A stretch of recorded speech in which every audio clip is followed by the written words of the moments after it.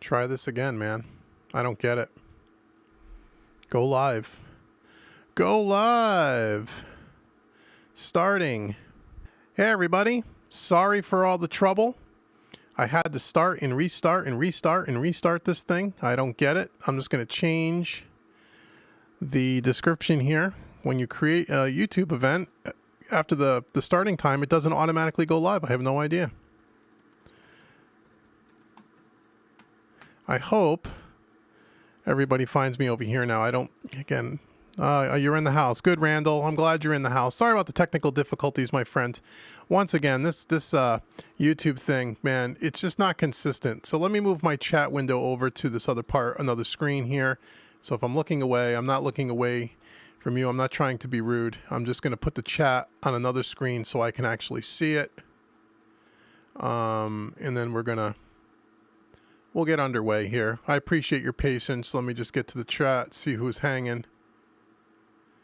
Hey, Chris, how are you? Again, sorry for the technical difficulties. Again, trying to get YouTube to behave. You're in IT, Randall. You feel my pain. Thank God. You know what, man? I'll tell you, it's something else. You know, it should be simple. You know what it is, and maybe one of you guys know. I don't know how many of you guys actually do live streaming and stuff. But what's happening, let me just scroll down here in the chat. And again, I still have some more stuff I need to do to make this thing a little more streamlined. Let me first just change my resolution on one of my screens here so I can see the chat a little bit better. Second display. We're not going to go 960. That's a little too big. So we're going to do maybe 1280. Will that work on the chat? Let me see. Let me see if these old man eyes and glasses can see this. Probably needed a little bit bigger. Let me see. Oh, I can just do that. That's pretty cool. One more? Oh, that might be even on. That might even be better. Let's see if I can stretch this out now and look at it. And look at this a little bit better. I'm almost ready, guys. Let me just get this chat all squared away so I can actually see what the heck you guys want. We got 25 people here so far. That's awesome. How is everybody doing tonight, man? I hope you're all doing well. Thanks for joining me again on the live show. Okay, great. Now I can actually see this. This looks pretty good to me on the screen. So I have a chat over here on my left-hand side on a larger monitor so I can see it. Last time I tried to do something with an iPad and a remote app, and it didn't work all that well. And we had some issues where the second monitor cut off, and I could not see all you wonderful people in the chat. So I hooked up a second monitor, and it's over here to my left, and it's too big. I can't get it close enough, so I don't have to look off to the left. I'm going to get a smaller monitor. I'm working all the bugs out, man. I'm working all the bugs out. And but I'll be able to at least see the chat, and I'm going to look over to my left when I need to read the chat and answer questions and stuff. So please, you know, hey, man, just deal with it. Deal with it. Be patient. I promise it will get better. So anyway, we got 28 people here now. We're only 3 minutes in. So the way I was a couple minutes late here, and I think this is what kind of happens. And if any of you guys know why this does this, or if I'm doing something wrong, please shoot me an email tonight, tomorrow, sometime over the weekend.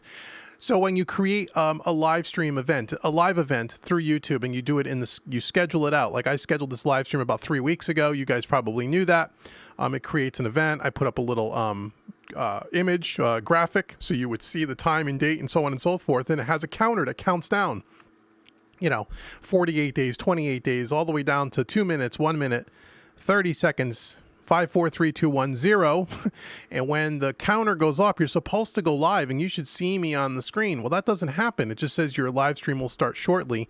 And there's no way that I can tell that you can just hit a button that says go live now. It's almost, I had to create another event and just go live. So I don't understand why that is. When you create an event and the event time, 8 p.m. Eastern, the clock runs out, I should pop up on the screen. It wasn't doing that. So some of you guys joined the chat room and then I couldn't get it figured out. So I kind of just went to the event scheduler and there is a spot where you can just impromptu say go live now and it creates another event and you go live now. So I don't know what I'm doing. But anyway, I'm glad there's only a few of you, Randall and Chris and a couple of you guys were only in the chat. You guys found me on this new event, so I appreciate that. So that's cool. So we got, wow, 38 people here, 4 minutes in. This is great. So again, welcome. Thanks so much for joining me. This is becoming a monthly thing now, and every time I do this, we get more and more people hanging out for a couple of hours, which is great. I think last time we had, joining the live stream, which is unbelievable, which is great. So as long as you guys like this, I'm going to continue to do this.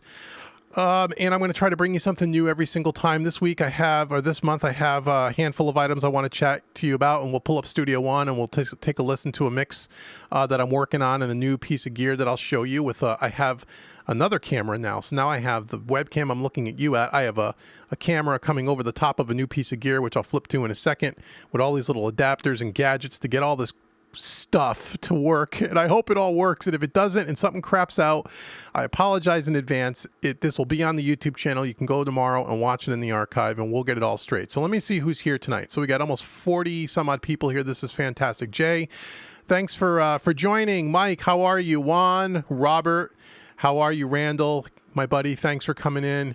Let's see who else is here. I'm just scrolling around, guys. Okay, this is awesome, man. Again, feel free to leave questions in the chat at any time. I will keep my eye on it the best that I can throughout this thing, and I'll just keep looking over here, and I will try to answer all your questions, and we'll do a Q&A like we always do, which is really cool. And I got some cool things I want to talk to you guys about. So let's see. Jay's saying, don't worry, YouTube will change it. Then when you yeah, they'll change it again. You're right, Jay. As soon as I figure this stuff, I'm going to keep my language clean. They're going to change it again. It should be simple, right? You wonder who programs these things, not normal people like all of us, right? You should be able to go to your thing, say, go hit a button, and it should just work. It doesn't work that way. So what are you going to do? Let's see. Pro Tools or Studio One 3? You asking me a question? I use Studio One 3, but I have Pro Tools, but I don't use it. Who else? What other DAWs are being used? Like, out of all the people that are watching, I'm assuming that the majority of you are Studio One users, because that seems to be the majority of my audience. But are there any other DAWs in the house? Cubase, Pro Tools, Reaper. Hey, it's all good. We're all welcome here. We're not banning anybody from our live stream. If you're not a Presonus Studio One person, that's no problem. Home recording made easy caters to everybody, not just Studio One. Although Studio One is where I do most of my work. But, however, in future Quick Mix series and Made Easy series, I will be featuring other DAWs, because I do get a lot of people that ask me, a lot of Cubase users ask me to do videos in Cubase, and I do have the latest version, Cubase 9, and I get some Logic people that ask me the same thing. So I'll be creating some products and some YouTube videos with different DAWs along the way, but it's not because I'm leaving Studio One. I'm just trying to cater to as many of you as I possibly can to try to help, because it's when you're using a DAW and you see a tutorial in another DAW, sometimes it's a little off-putting and people get a little confused, and sometimes it's better from a learning perspective if we're both using the same program. I'm sure you guys feel that makes sense. Jed, how are you? Used Cubase for years, Cubase 8 Pro, but now on Studio One version 3. Yeah, I used Cubase for years. I was a Cubase SX3 user, if you remember that, way back. And then I was a Cubase 5 user. I was a Cubase 8 user. And now I have Cubase 9. I wouldn't say a user like on a regular basis. It's more so for teaching. I do 99% of all my work in Studio One, and I prefer Studio One, but it is very Cubase-like. So Cubase is a wonderful DAW as well. If Studio One wasn't around, I would be using Cubase, not Pro Tools, even though I used Pro Tools for a long time. Jay is using Studio One 2 Artist. Oh, that's cool, Jay. Hey, how are you? And speaking of anyone else here on Studio One Artist, because I have an announcement, which, did I write that down? I don't think I wrote that announcement down, but we'll talk about Artist. If there's other people that have Artist, I have something that's going to be coming up specifically for our Studio One Artist users, because a lot of people use Artist and there's some confusion out there, and I'm going to try to help in the very near future. Let's see, from Argentina, Juan. Hey, how are you in Argentina? What time is it in Argentina? Thank you so much for joining, man. I really appreciate you people from all over the country, different time zones, but all over the world. Last time we had people here from Russia, from Australia. I mean, it's in the middle of the night or in the middle of the morning. And so I really appreciate that, man, you guys coming out. So we got 44 people here now. This is fantastic. We're about 10 minutes in. We'll wait a couple more minutes, see if more people show up, and then I'll hit some of the items on my checklist here to talk to you about some of the things that we picked up from the last live stream, give you some new information, which I think you're really going to find cool, and then I'll pull up a Studio One mix. We'll do a little bit of mixing, and then we'll take some questions, and we'll call it a day. So who else we got here? D-Way, Studio One Professional 3. Cool. Mike says Studio One is the best in your opinion. It's the best in my opinion too, Mike. Anyone else using Studio One Artist? Jay's using Studio One Artist. Anyone else using Studio One Artist? Stickly Rick, is that it? I can't. I'm a Sonar Platinum. Oh wow, Sonar user. Hey, welcome. I have never used Sonar. I've heard good things about it, but I've never used it myself.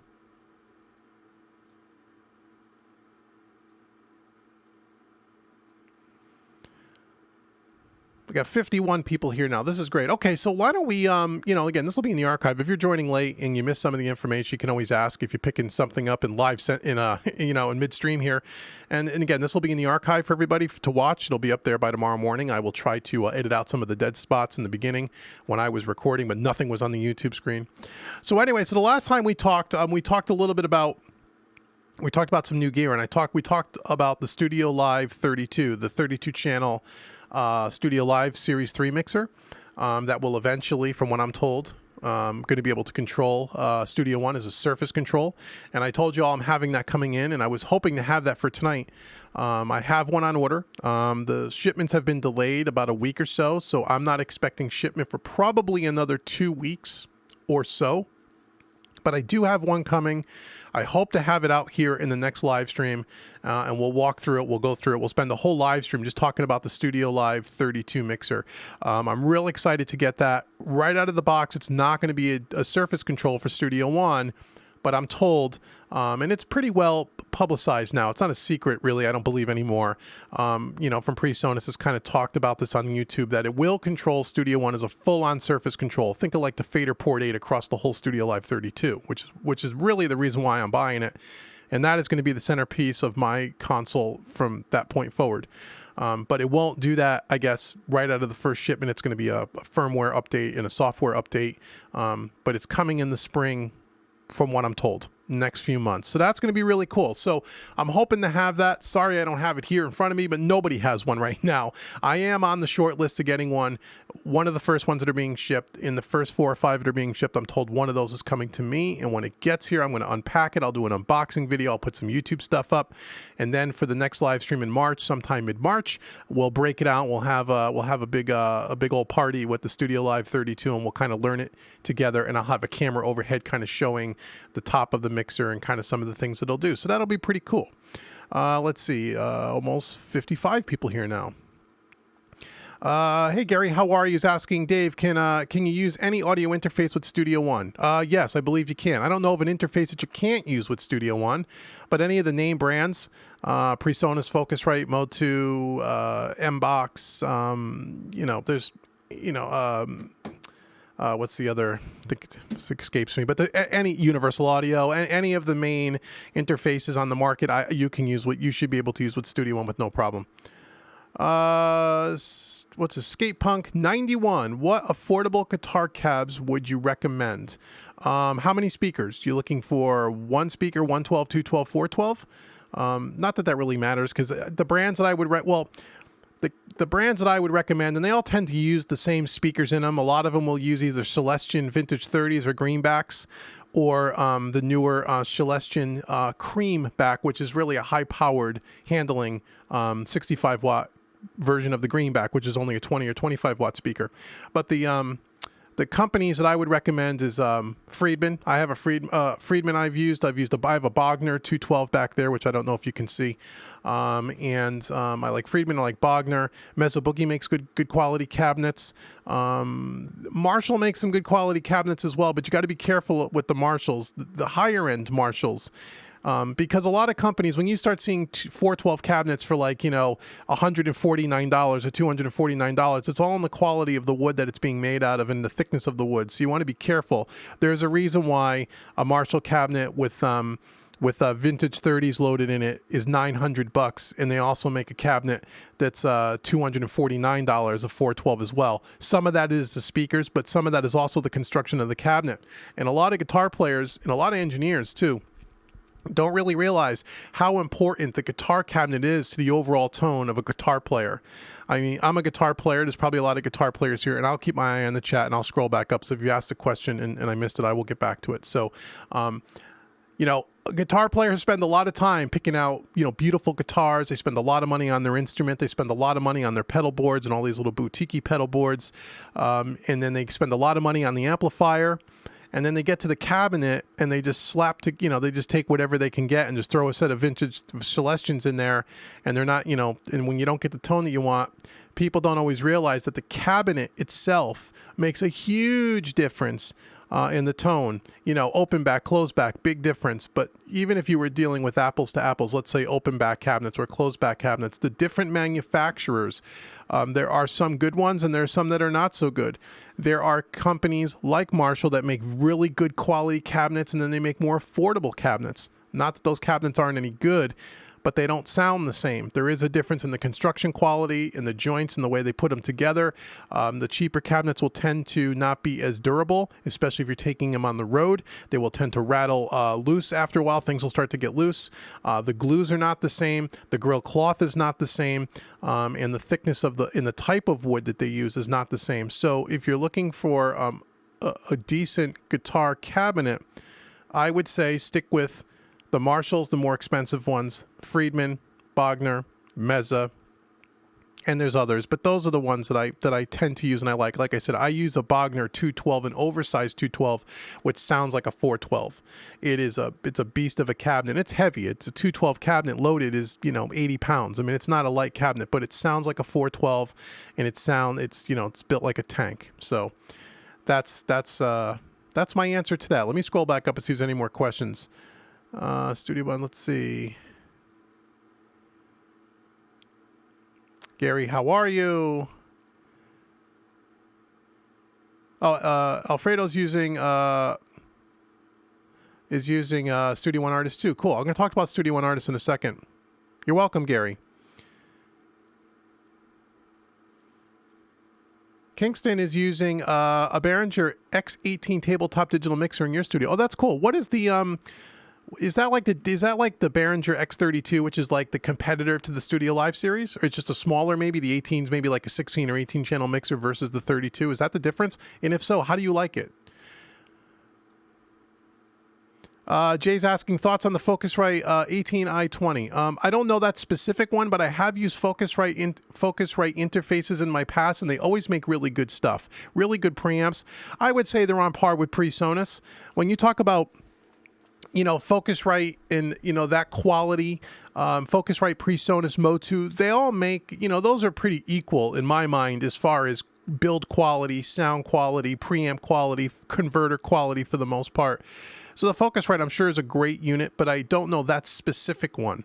But I'm sure it's really good. I don't know. I've never knew Focusrite to make crappy stuff, you know?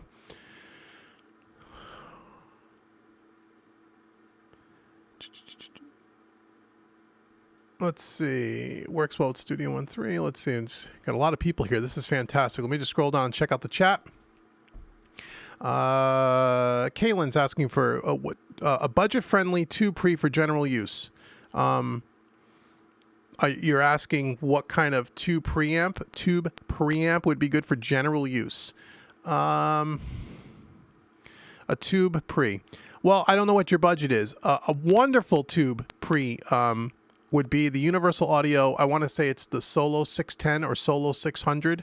It's a tabletop unit. I think it's got one XLR, one quarter-inch input. I think it's a tube pre. Wonderful pre. I don't know what that runs nowadays. Probably $600 or so. In the tube pre market, I think Focusrite makes one as well. I don't remember the model number, but I think they make one around that $400 to $500 mark, and I think it's a tube pre. But I like the Universal Audio stuff. That's the one that I know. Hope that helps. Let's see. Full control for Studio One, most other DAWs. So try your Kingston is saying, try the Nexstar LX49 or 61. I've never heard of that. It's a full studio control for Studio One and most of the DAWs. How many faders is that? Is it 49 or 61? That's not like 49 fader. Surface control, is it? I don't know that one.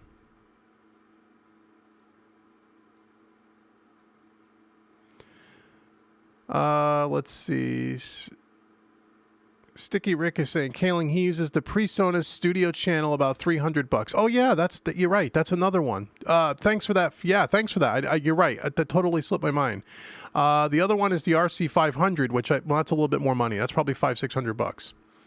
But yes, you're right. The studio channel is great as well. Juan is saying he just received the FDP8. Oh, Fader Port 8. I'm like, what's an FDP8? I got you. And you're thinking of selling it for the Raven MTI. Well, I had a Raven. I sold my Raven. I talked about that last month on the live stream. I've been asked that millions of times on my YouTube on the Raven videos that I did.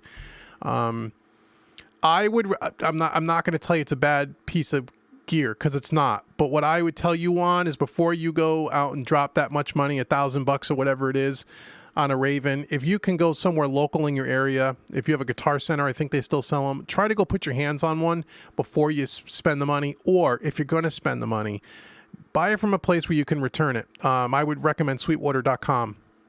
I don't know where you buy your gear from. I wouldn't buy it used. I would buy it new, and I'd buy it from someone you can return it. Because I was disappointed with the experience, and I sold mine, and I didn't buy it from a place that I could return it. And I don't normally do that, but you know, it's a long story. I don't want to get into it again. But anyway, I ended up selling it at a pretty big loss. I was not happy with the experience. Now, I've heard that they may have gotten a little bit better since that time, and you may want to check it out, but I would highly recommend you either go try one before you buy it, or buy it from a place where you absolutely can return it within, say, 30 days or 2 weeks or whatever, to make sure you're happy with it. It's not the Raven that's the problem, I found. It's the DAWs, or the DAWs, no matter which ones they are really not designed today for touch capability, even though they say they are.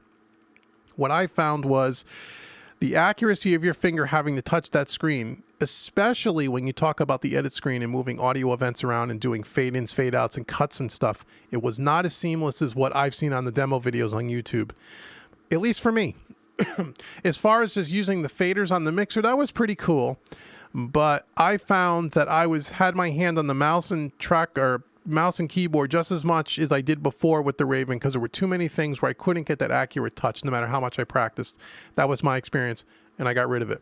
So that would be my recommendation to you. You may love it, and if you want to try one, you may find it's awesome. I mean, it's a great concept. I think when the DAWs are really designed from the ground up with that kind of touch capability in mind, and they make things bigger boxes, bigger icons, I think then you may have something. But right now, I didn't find it for me. But that's just me, and I'm just giving you my honest opinion before I see you drop $1,000 and then you go, oh, I wish I would have talked to someone that had an experience. So anyhow, let's see. Kingston says, just like the X32 with no controls, you must use a tablet or computer to control it. Oh, okay, cool. That's pretty, yeah, I don't know that one. That's awesome. And you like it? Yes, I would imagine you do.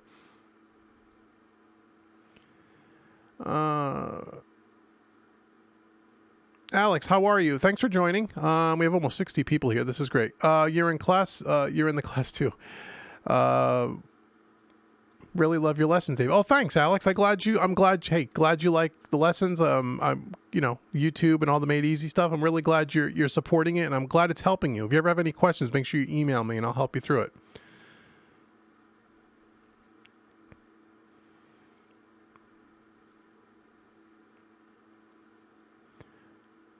Oh, hi, Kingston. Yeah, no problem at all letting you know about the live stream. I posted it in a couple of the groups, the Presonus groups, because Keith Baker over there, my good buddy, said it was okay to post. I don't like to go on other people's Facebook pages and promote my stuff, because people get angry about that, and I just kind of do it on my stuff. However, before we move on, if you don't know, I would imagine a lot of you watching this probably are, but if you're not, go out to my website, homerecordingmadeeasy.com, and make sure you sign up for the VIP email list, because then I send out these announcements to my email subscriber list, so you get all the information before anybody else online gets it, and you can put things on your calendar and schedule so you know when I'm going to be around. And I don't send out a bunch of emails. I don't give your email address to anybody. I don't spam you, anything like that. I only send you an email when there's a new product being released, which is usually once a month, sometimes twice, but most of the time once a month. And then maybe one other email through the month giving you updates on things like live streams, the affiliate program, which we'll talk about in a minute, so on and so forth. So, because I don't always post in all the different Facebook pages. So if you really want to know what's going on with me, please join up on the VIP email list. Plus, you get all kinds of discounts on all my training products. So if you're not on there, go on there. It's a great thing, and I try to hook you guys up. So that's really cool. What other things we got going on? We got a lot of people flowing in here. This is fantastic. Let's see. Let me scroll up here and just make sure I didn't miss anything, and then I'll talk about my next point.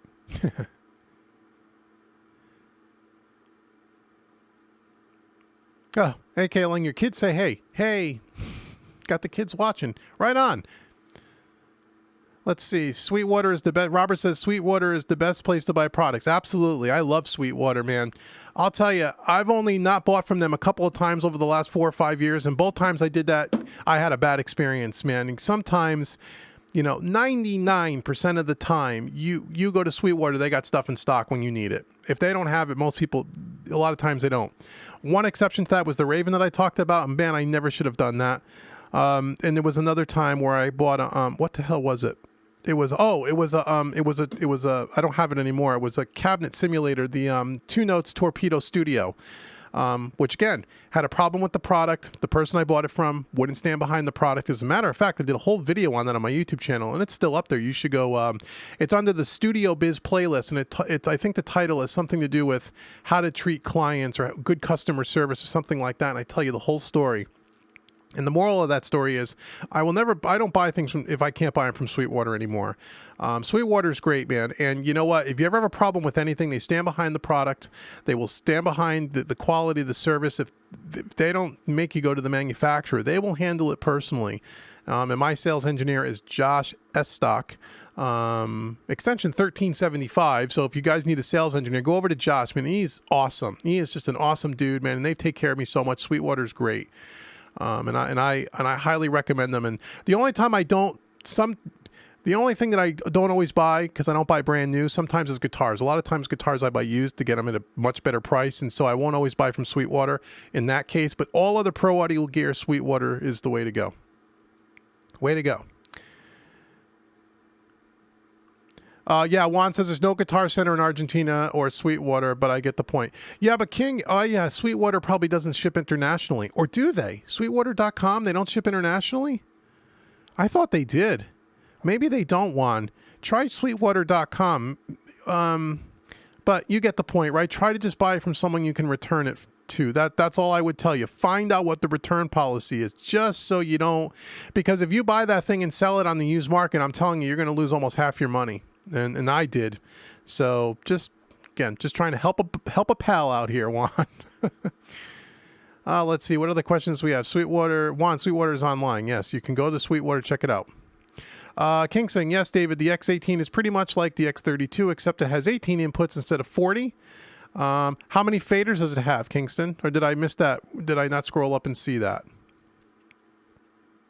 Let me know. I'm getting the Studio Live 32 either way. I'm just curious. Okay, we got almost 52 people. This is awesome. Okay, so we talked about the Studio Live. Yeah, Kingston says Sweetwater ships some things overseas, but not all. Yeah, again, I don't know. They may not ship a Raven. Juan has some research to do. So anyway, we talked about Studio Live 32. The other thing I want to mention to you, a lot of you may already know this because you may have been on my VIP email list and you may have got in the notification. And I also posted it on my Facebook page, not on YouTube, that now Home Recording Made Easy has an affiliate program. And a lot of people have already signed up to be affiliates. Basically, if you've purchased any one of my Made Easy or Quick Mix products from me in the past, when you download that product, if you don't know, a lot of people think they buy them directly from my website. They don't. You go to my website, you click on the product you want to buy. It takes you to a third-party website called Gumroad, GUMROAD.com. They're a host site for all digital kind of content and products. Very secure. You pay with your credit card or through PayPal, and you're actually downloading the digital content, the videos from them, not from Home Recording Made Easy. So once you do that, you actually have a Gumroad account. You can't download or purchase a product without creating a user account. Once you have a Gumroad account, you can become an affiliate for Home Recording Made Easy. And you may say, well, what does that mean? Well, what that means is now, if you sign up as an affiliate, and it doesn't cost you anything to do this, use your email address when you give me permission, sign you up as an affiliate. And what will happen is Gumroad.com will send you unique links to my Made Easy products that you can use to post on your websites, on your Facebook page, or any other social media. When someone clicks on those links and buys one of the products through your unique link, you'll get a 25% commission on the sale, which works out to be about $4 for a Made Easy product, because I only sell the products for $15, as you guys know, to keep it nice and affordable for you. So you get 25% of that, minus any, I think it's, and Gumroad takes like, I think 25 cents per transaction or something like that. But they spell it out in the email when you become an affiliate. Because I have so many people who are so kind. A lot of you guys are out there promoting my stuff anyway and trying to help me, which again, I can't tell you how much that means to me. The more people that know about Home Recording Made Easy and the Made Easy and Quick Mix series and buy those products, the cheaper I can keep it for you guys. The only way I can continue to sell these at $15 each, which is cheaper than anything you're going to find out on the market, hands down, especially for the amount of content I give you, is to sell a lot of them. That offsets my costs to make them and to advertise for them.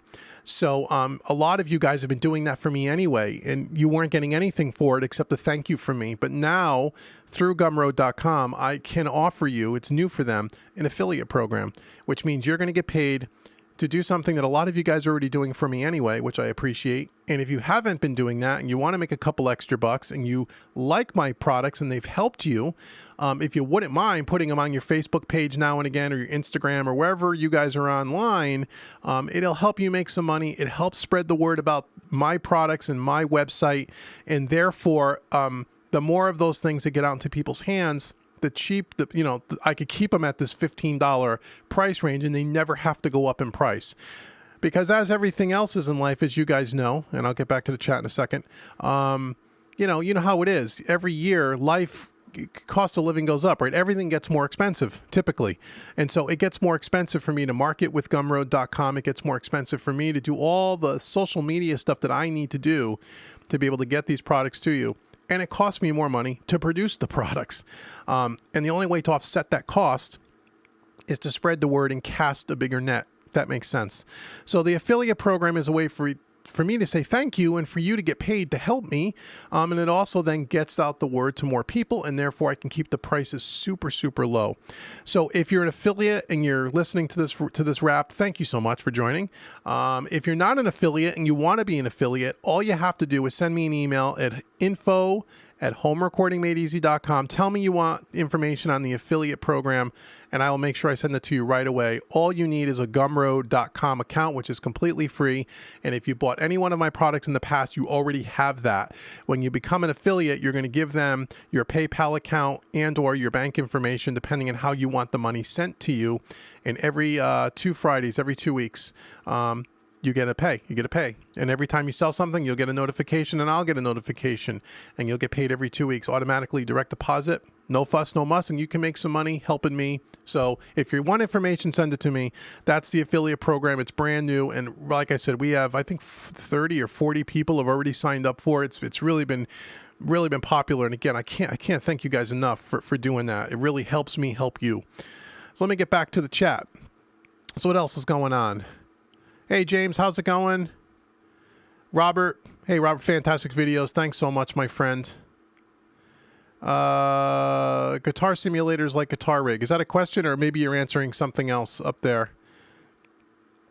If you want to know about guitar simulators, you have a question, ask. I'll try to answer it. I don't use them very much, but I do have opinions on them.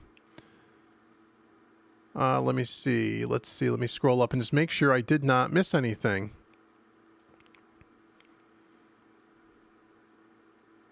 How many people we got now? Oh, we still got over 50 people. This is great.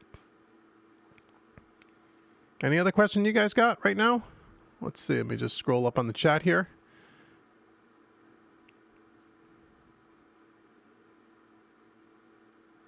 Cool. So we had a couple people too that also talked about Studio One Artist. So let me tell you a little bit about that too. So one of the things that I have done, if you haven't seen it already, most of you have, if you're a Studio One user, you may know that I have now, I think 17 or 18 videos. I just posted one yesterday, think that was number 18, called The Beginner Series Guide to Presonus Studio One version 3. I've been doing this for a couple of months. Every couple of weeks or every week I send another video up on YouTube, and I've been trying to do a really introductory to Studio One. So if you're a first-time user of Studio One, or if you're coming over from another DAW, I can get you up and running really quickly with these videos so you don't have frustration. And now I'm using Studio One 3 Professional because that's what I use. More and more now, I'm getting a lot of questions around Studio One Artist, because if you don't know, Studio One Art, there's 3 levels of Studio One as of today. There's Studio One Prime, which I believe is free. I think they give that away as a demo for free, Studio One Prime. They have Studio One Artist, and they have Studio One Professional. And there used to be one called Studio One Producer, which I don't think is available anymore. I think they support it, but it's not something you can get as a new user. Now, the difference between Prime, Artist, and Professional really is cost, obviously, and then there's a bunch of feature sets that you don't get in the cheaper versions. So, for example, and again, I don't know all the details around Prime and Artist, and that's what I'm getting to. I know Professional is the full-on, fully featured with a mastering section and so on and so forth, where you can do MP3s, use third-party plugins, and a whole host of things. A lot of those features, a lot of the common features that a lot of people ask about, like being able to download or export to MP3 files or import MP3 files, you can't do that in Artist, and you can't do it in Prime. Now, I know in Artist there is a couple of add-on packs that you can go down to Presonus.com. You can purchase the I think it's some kind of software upgrade where you can take your Artist version and you can add on the MP3 module, you can add on the third-party plugin module, and that kind of thing. But out of the box with Studio One Artist, you can't do that. When you buy any Presonus interface, it comes with a free version of Artist. And a lot of people, for the first time, that are using an audio interface and using Presonus or any kind of DAW, are having a really difficult time getting themselves set up and getting themselves running. So I've been talking with Presonus about this now for a while, because I must get at least 2 comments a week on my different videos on YouTube around the Studio One Artist, the frustration level, and people really feeling like it's Studio One's, not very good, or, Presonus stinks and all this, because there's no instruction on how to get them up and running. So a lot of it comes down to maybe user error, or not that they're doing anything wrong. The information is not there for them. And that's one of the things I've talked to Presonus about. So what I'm going to do over the next, it's probably going to be over the next couple of months, is I'm going to develop an entire series dedicated to Studio One Artist. Everything from pulling the audio box interface out of the box, going to the website, how to download the software, how to install the software, how to create a user account. I'm going to take you from the time that you open up your box at home, get your audio box, get you set up with the software, Studio One Professional, geared for someone who just got the stuff out of the box, as I said. And it's going to be a made easy product. It's not going to be something that's going to be on YouTube. It'll be too long. It'll be its own separate product. And it'll be something that people that have Studio One Artists are going to be able to purchase, again, for $15, real inexpensive, and you will have everything you need to know about Studio One Artist, so you don't get frustrated setting yourself up for the first time. Now, I am working with Presonus and talking to them about some kind of a deal where maybe, and again, nothing has been cast in stone. So if anyone in Presonus is here watching, again, I'll get to the chat in a minute. I'm not saying Presonus is committed to anything. We are talking about me being able to create this series that not only that I'll put on homerecordingmadeeasy.com for future people down the road, but anybody that currently owns an audio box within the last certain period of time frame, maybe they get this for free, maybe they get it at a heavy discount, somehow that we can work together so I can try to help the current users of Studio One Artist, and Presonus can help their customers, and at the same time be able to cover more bases at once. So that's going to be coming soon. Now, if a deal doesn't work out with Presonus for whatever reason, I am going to do this on my own anyway as a standalone home recording made easy product. So if you have Artist, and maybe you're already working in Artist, and maybe you like it and you have no plans to upgrade, but you're not sure about some things, I'm going to have a training series coming soon. So that will happen. We're in February? I would say by April, May is I think when that's going to be done. I'm just got a couple other things I'm working on, which we'll talk about, and then I've already got that kind of put in. I'm actually bumping another Made Easy product to create this and pushing it out later in the year because I want to create this because I get so many comments and people asking me questions about artists, and they're just not they just don't understand that it can't do everything that professional can do. And so that's what's going on with Studio One Artist. So if you're a Studio One Artist user, help is coming, I promise. I just don't know if it's going to be done through Presonus or just me directly, but something will be done. In the meantime, you can always go out to the Beginner's Guide on my YouTube channel and see the whole 17 video series where I use professional, but a lot of the stuff applies to artists, okay, as far as the layout of the screen and all the different tools and how to use them. It's all there, so you can check that out. So let me check the chat here. Let's see. What do we else got going on? Kingston says, great videos, David. Even those who know Studio One 3 backwards. Every time I learn something. Oh, that's great, man. Yeah, you know, I try to gear the videos for more the beginner intermediate, but a lot of advanced users get something from this too. I try to just teach you what I know. I'm sure you guys in some cases know this better than me, but I'm the same way. You watch something over and over. Studio One has so much that it can do that you'll never get it on, you know, every time you watch a video. Even I learned something new. So that's fantastic. I'm glad that it's helping even though you're kind of a more advanced user. Let's see. Hi, David. What's this? Hi, Sierra bass player. Hi, Sierra bass player. Hey, how's it going, man? Hi, David. I finally got the Slate Digital VCC, the VMR, and their new Verb Suite Classic plugins. Thank you. They're fantastic, aren't they? Love especially the Verb Suite Classics. That's becoming my favorite reverb. From your tutorials, these will pretty much give me the makeshift Abbey Studio. Now it's up to me. Yeah, I mean, if you have I did in January and February, these last 2 months, the Quick Mix series. If you haven't gotten that, maybe you have. I use only Slate Digital plugins. And in those videos I talk about, and I talked about this last live stream where I purchased the Everything bundle from Slate Digital because I wanted all their plugins so I can use them as a teaching tool. And those two Quick Mix products, I only use Slate Digital to prove a point that with just the Everything bundle, which I think is $14 a month or $13 a month or like $130 a year, whatever it works out to be, and you get every one of their plugins, you have every tool you'll ever need. You don't need another single plugin. You don't. You have every great compressor, every EQ. You have a great reverb, a great delay. You have, you know, parallel EQs. You have de-essers. You have everything you need. You know, there's other manufacturers that make great stuff too, but you don't need, air quotes, anything else once you have the Slate Digital stuff. Now you're right. It's up to you to get better at your craft. Those plugins will give you a professional sounding mix. I promise you. They're wonderful. For the money, they're the best thing on the market. As you know, or as a lot of you know, I'm a Universal Audio guy. I have been for years. I like their stuff. Love their stuff. Like is not even a strong enough word. But with Universal Audio, you have to get into the whole hardware thing, and the plugins are more money.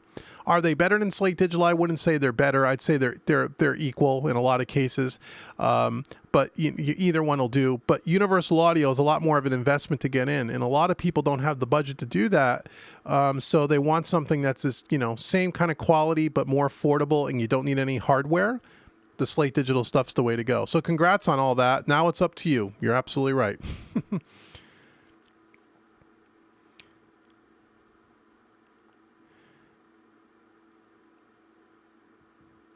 You did use Cubase for many years, and then you tried Studio One, and it was working. You were working 10 times faster than in Cubase. Okay, so you were working in Cubase, and you went to Studio One, and you found yourself working faster in Studio One. I would agree with that. I think when I went to Studio One, coming out of Cubase and Pro Tools, I was moving pretty quickly in Studio One. But Cubase is a very similar feel to Studio One, or vice versa. And the reason for that is, if you don't know, and you may know this already, the original versions of Studio One were designed in part by engineers that used to work for Steinberg. The guys that created Cubase, some of those engineers ended up working for Presonus and helped design the early versions of Studio One. And that's why a lot of the features and a lot of these things that you see, there's a lot of things that are done similarly. That's why. And that's why it has a Cubase feel. but I think they've took it to a next level, Studio One, I mean. And so, yeah, I you know, we talk about this a lot. We talked about this last time. The DAW really, at the end of the day, has no bearing on the quality of your mixing or your recording. None. Zero.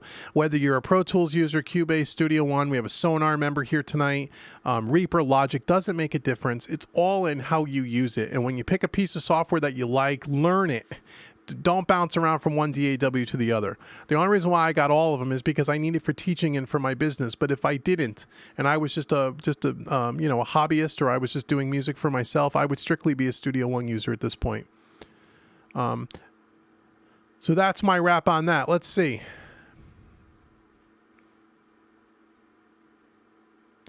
Yes, Kingston, $15 US a month gets you all the Slate Digital plugins. That is absolutely correct. The Everything Bundle, that's what it's called. They have other bundles as well, but the Everything Bundle is the best deal.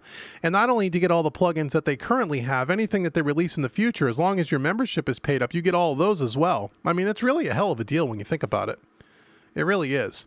And a lot of these companies are going to these subscription-based things. You know, the days of you buying a license are probably going to be, you know, they're slowly coming to an end. If you try to buy, if you're, you know, in the business world and try to buy Microsoft Excel or Office or any one of those programs, you can't buy the discs anymore. You have to buy a subscription. I mean, a lot of these companies are going that way. SoftTube, I think, is doing that now as well.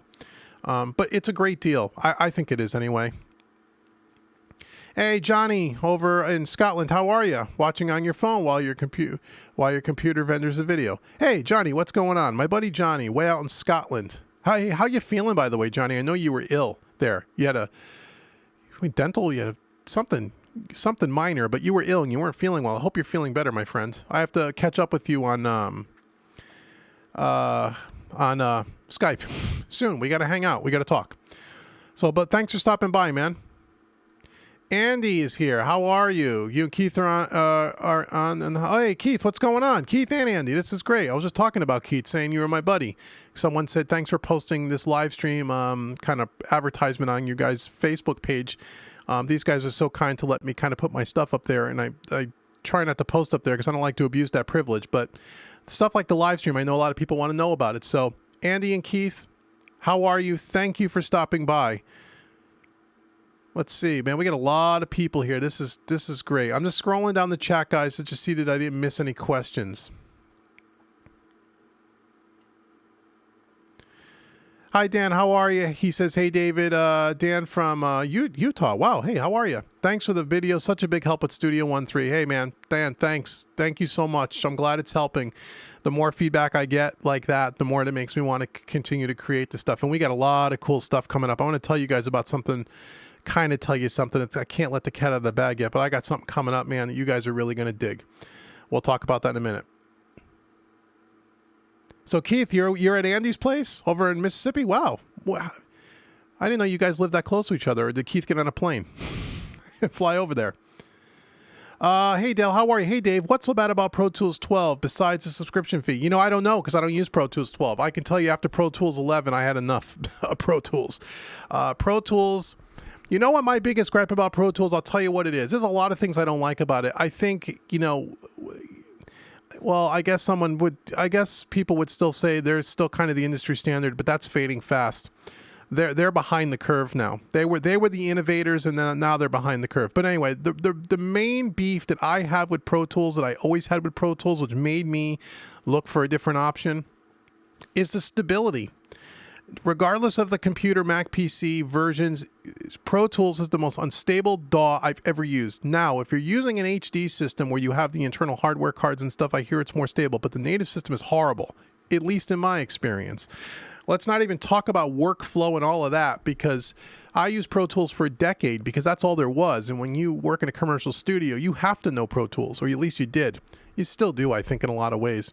And a lot of my clients still send me Pro Tools sessions, and I usually just export the audio out of Pro Tools and bring it into Studio One. But I have to use it.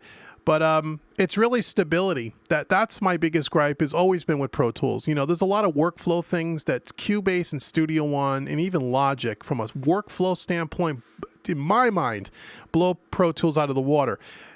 if you're on Pro Tools for a long time and you haven't made the switch yet, you're probably so proficient at Pro Tools that you don't even realize what you're missing as far as workflow goes. And I understand it's a scary step.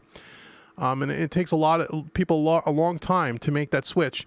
But other than the subscription fee, from what I'm told and what my experience in my past, their support is horrible and their stability sucks. And that's why I don't like Pro Tools. You know, and again, I don't like to bash anything, and every now and again I have to open up Pro Tools 11 to extract files. But outside of that, I won't even open the program. So, but if you're a Pro Tools user and you like it and you have good stability and you don't have those kinds of problems, lots of people do, right? Because if they didn't, nobody would buy the product. So if you like it and it works for you, it is still a great DAW. I mean, don't get me wrong. Pro Tools, it's a recorder. You can record in Pro Tools, but that's why I don't like Pro Tools. So that's my answer, and I'm sticking with it. Let me scroll back up. Got a lot of questions here. I want to get on to other points, but I want to answer all your questions because that's really what I'm here for. Let's see. I had to learn Pro Tools 11 to get my degree. Oh, you had to learn. Oh, Kink, you had to learn Pro Tools 11 to get your degree. Oh, did you had formal training for Pro Tools, Kingston? That's cool. Yeah, I mean, and there's nothing wrong with learning Pro Tools. If you're going to work in a commercial studio today, unfortunately, you better know Pro Tools. But those guys have the real, HDX systems, these, tens of thousands of dollar Pro Tool rig. They don't have a little native system. From what I'm told, those are usually a lot more stable. You don't have half the problems you do with the native systems. Now, Pro Tools 12 might be better than 11, but I was told Pro Tools 11 was going to be better than 10. It was no better in my mind. Not for me, it wasn't. So... But, Kingston said you still use Studio One exclusively. Yeah, and once at Full Sail is where you had to learn Pro Tools. Yeah. I defy anyone that has left Pro Tools and went to Studio One and used Studio One for even a month or so. I've never heard anyone say they're leaving Studio One to go back to Pro Tools. I've never heard anyone say they're leaving any DAW and going back to Pro Tools. I'm sure there's people like that, but I would love to hear from the person who went to Studio One from Pro Tools and decided that Pro Tools they were more effective with Pro Tools. Maybe there are some people out there that are like that. I would love to talk to someone like that just because I'd like to hear their inside scoop. Just out of curiosity, what would make you think that Pro Tools was more user-friendly, stable, more intuitive than Studio One? I can't even believe somebody would have that argument, but maybe there are people like that. And if there are, we'd love to talk to you. So that's... JC's asking, can you use third-party plugins with artists? No, you can't. You have to buy one of their add-on packs, and this is one of the reasons, Jay, why I am doing this artist series I just spoke about, because a lot of people don't realize it. They get their audio interface, which is probably how you got Artist. You probably bought a Presonus interface. It comes with Artist for free. So for $99, you can buy an Audio Box USB and Studio One Artist, which is a fantastic deal. And by the way, Studio One Artist is great. There's nothing wrong with it, but it doesn't have all the pro features, and that's one of them, along with the use of the MP3 stuff. But people don't realize that, and so that's why I'm going to do the series. Christopher, how are you? Learning in Pro Tools is okay. Yeah, there's nothing wrong with learning. Yeah, but again, whatever DAW you're comfortable with, that's the one you should go with. Okay, so we talked about the affiliate program. We talked about the Studio Live Mixer. Again, that's coming hopefully soon. We talked about the artist version I'm going to be putting together, and we talked about the beginner series. The next thing I want to show you guys quickly, and we'll test this out. We got another camera right above me here. I want to see if you guys can see this. I got to come back over to this other screen, and we'll pull up. Let's see here. I got to go to, I think it's number 4. So I have a new piece of gear I want to show you. Someone lent me this a few weeks ago. And actually, you might have, Johnny and a couple other people that might be here might have saw this I did a live stream a few days ago with YouTube, and then we had something crash and we got cut out. And I started to show this piece of gear just to jump on, and, YouTube, crapped out and we lost the live stream. But I got this new piece of gear I want to show you quickly. I'm going to put it up on the screen now. Let me know that you guys can see this in the chat. This is the console one by Softtube. If you guys can see that on the screen, let me know, because I'm using a third camera today for the first time. Again, trying to make this a little bit more professional so I can show you different things. This is the Console 1 by Softtube. And the Console 1 is basically a hardware unit in a channel strip format. So you can control, if you like using channel strips and mixing, which I love, you will be able to use, you know, a tactile feel. As you can see my hands here twisting, and I'll walk through the layout here. And you can actually start using hardware controller to control your channel strip, which has you know, filters, EQ, compressors, and channel switching, and so on and so forth, which is really cool. Also, what's great about when you buy the Console 1 by Softtube, you also get, that comes with it, one channel strip by SSL. The SSL, the licensed by SSL, so it's the real deal. Real emulation of the SSL 4000 console, which we'll see in a second in Studio One, where you get that as part of buying the Studio One console. You can also purchase another console that they did Neve, the 80R series Neve, which I have as well. And you can use those channel strips as well. So this kind of gets you back to this tactile feel on one piece of hardware, which is really cool. So if I walk you through this, and then we'll put it up on the screen, I'll show it to you. Excuse me. So over here on the left-hand side, we have, and I color-coded these knobs with different colors. This doesn't come like this. These are like little stickers that I put on here so I can easily point things out and find things. But over here in this section where we have the purple and the yellow, we have an input gain, we have an input gain meter. We have the way you turn on the GUI on and off up here with these two white buttons, which we'll show you guys in a few minutes. We have a high-cut and low-cut filters here, okay? Then over here in this section in purple is a gate, which is really cool. And then you get a lot of echo on the audio. That's strange. Let me just double check this, but you shouldn't have any echo. But maybe you do. Let me just see here. That would not be good. The audio should be... You shouldn't get any echo. Honestly, don't know why you're getting that. But hopefully, is it, you know what, I don't want to take this thing down right now, but is it bearable for me to just walk you through the layout, then I'll take it off this camera? Is it bearable, hopefully? So you have a gate section here in purple, and then over here in the green section you have a 4-band parametric EQ in this section here. And you can use this button to do as a cutting, a bell, or a shelf. And then over here in the kind of the pink color is the compressor section. And then over here is the output section where you have a volume and overall level of the plugin. We have a pan and balance. And then we have a drive knob driving the console, kind of like the VCC kind of concept. And then this thing called the character button, which does that as well. So you can drive some SSL goodness into this. So what I'm going to do is let me go back to camera 2 here. And let me, is the audio better now? Mike saying second mic camera. There's no, the second mic camera is muted. At least it's supposed to be. But anyway, I switched off that, so the audio should be good now. So now that you've seen the layout of the console, now we can go back to over to Studio One. So let me pull up Studio One here. How's the audio right now? Is it better? Okay, good. Much better, much better. Yeah, I don't know why there was an echo. Again, I'll get all that figured out. I just wanted to show you. The Studio One console one, Softtube console one. So let me go over to Studio One now. Let's pull up Studio One, and then I'm going to go to number 1 here. So I'm going to pull this up, go to camera 1, and you guys should see. Let me just double check this. You guys should see in a second Studio One. Yes? You guys should see now Studio One on the screen.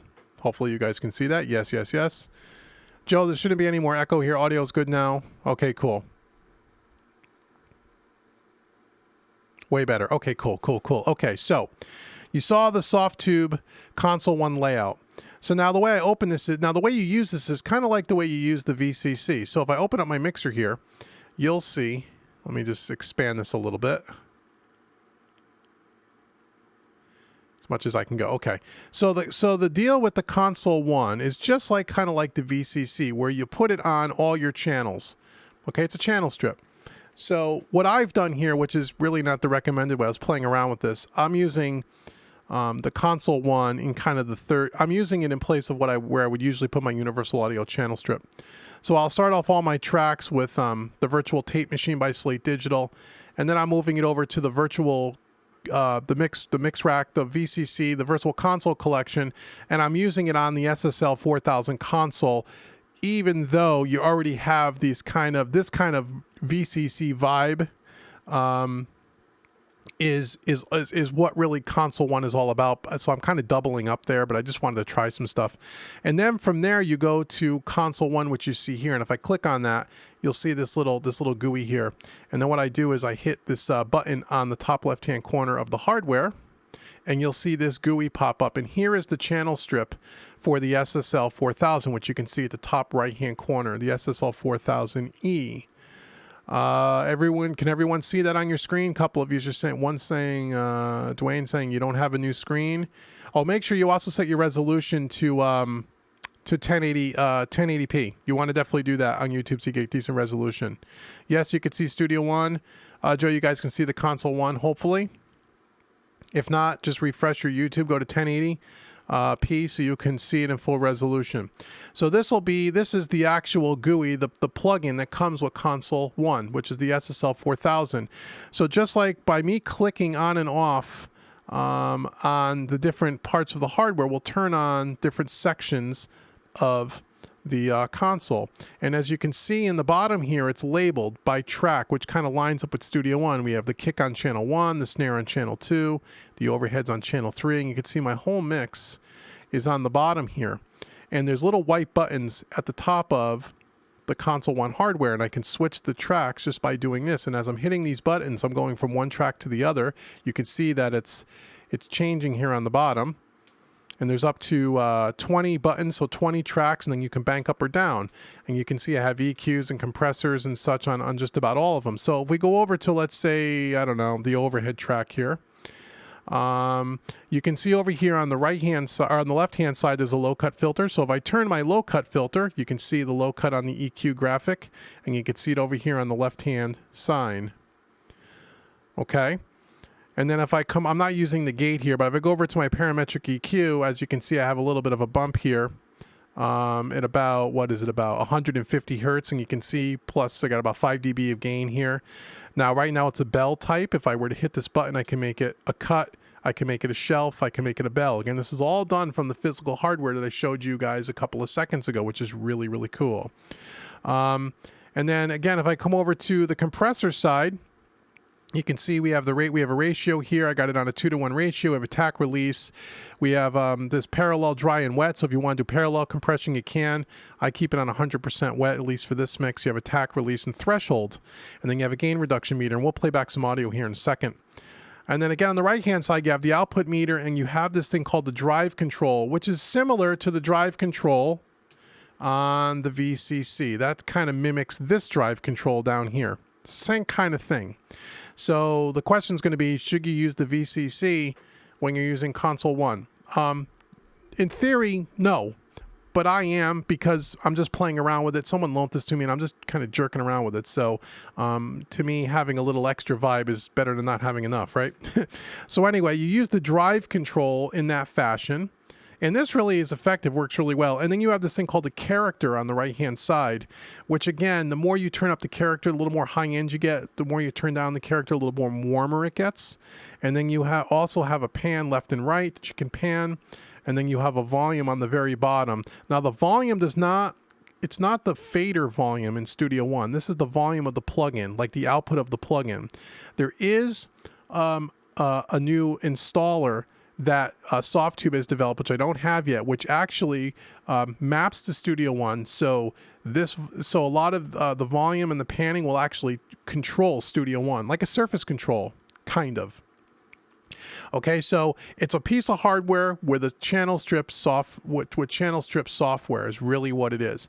Now what's really cool about this is you can, and the way I'm playing with this, hold on, let me close this for a second, close this plugin, pull this back up again, is you can resize this. So what I was doing is when I was resizing this so I can see my faders in Studio One and putting the console, the GUI of the plugin right above it, so I don't have to bounce back and forth. I can still move my faders around here in Studio One, but still have my console, my SSL channel strip open so I can control it from the hardware. Does that make sense?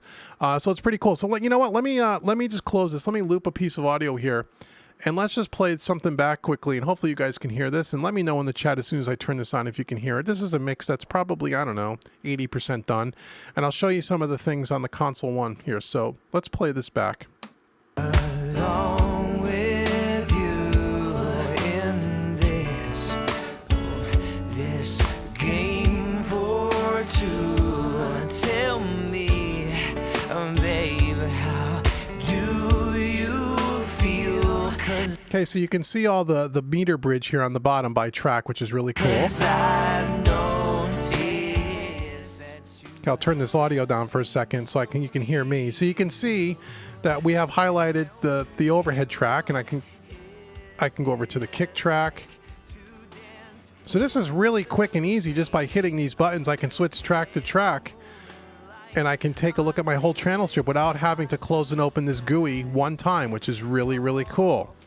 So here's the overheads, and you have a spectrum analyzer behind it. You can see our compressor up here in the top right-hand corner, about 3 dB of compression. Our input meters on the left-hand side, our output meters on the right-hand side, which is really cool. Now, if you want to hear the effect of what this is kind of doing on the entire mix, kind of like with the VCC, let me close this. What I can do is I'll turn up the audio here. Okay, so now what I can do is just show you the overall effect. I got this on all the tracks across the entire mix. It's all as the last plugin here. So if I were to highlight the first track and then highlight the last track, now if I turn it off here on one, it should turn it off on all of them. Yes, so you see that when I click it on the kick track, you can see console 1 turns off across the entire mix, just the console 1 plugin. So what I'll do is I'll do a little before and after. Now I haven't really level matched this. So I think you're going to hear a little bit of a volume jump here because I haven't level matched it. But anyway, you get the idea. So I'm going to play it with it on, and then I'm going to take it away and kind of toggle on and off. So you can hear the effect of what this SSL channel strip is doing. With you in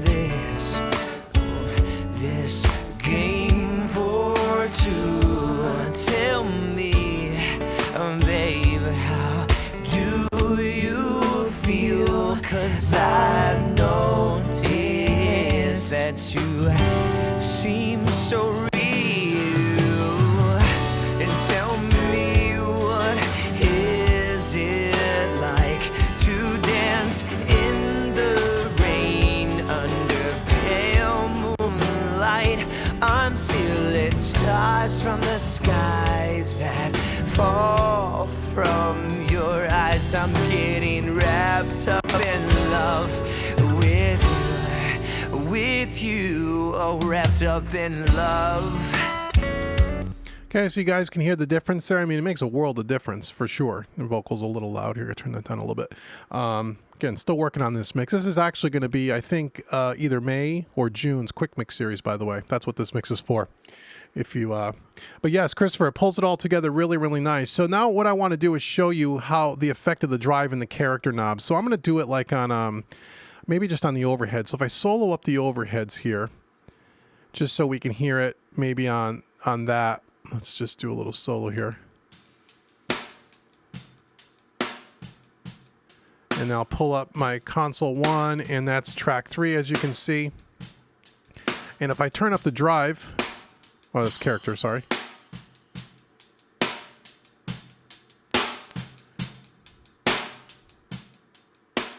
That's what it off.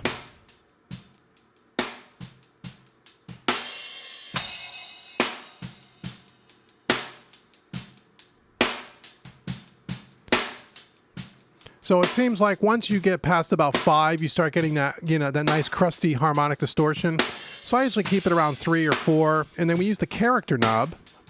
So I turn the character knob down.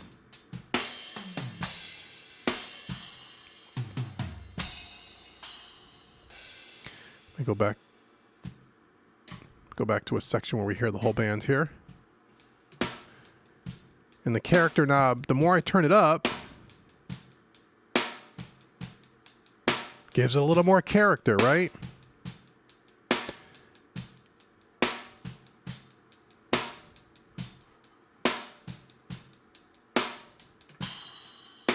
So I bring the whole drum kit in here. or the whole band in, I should say.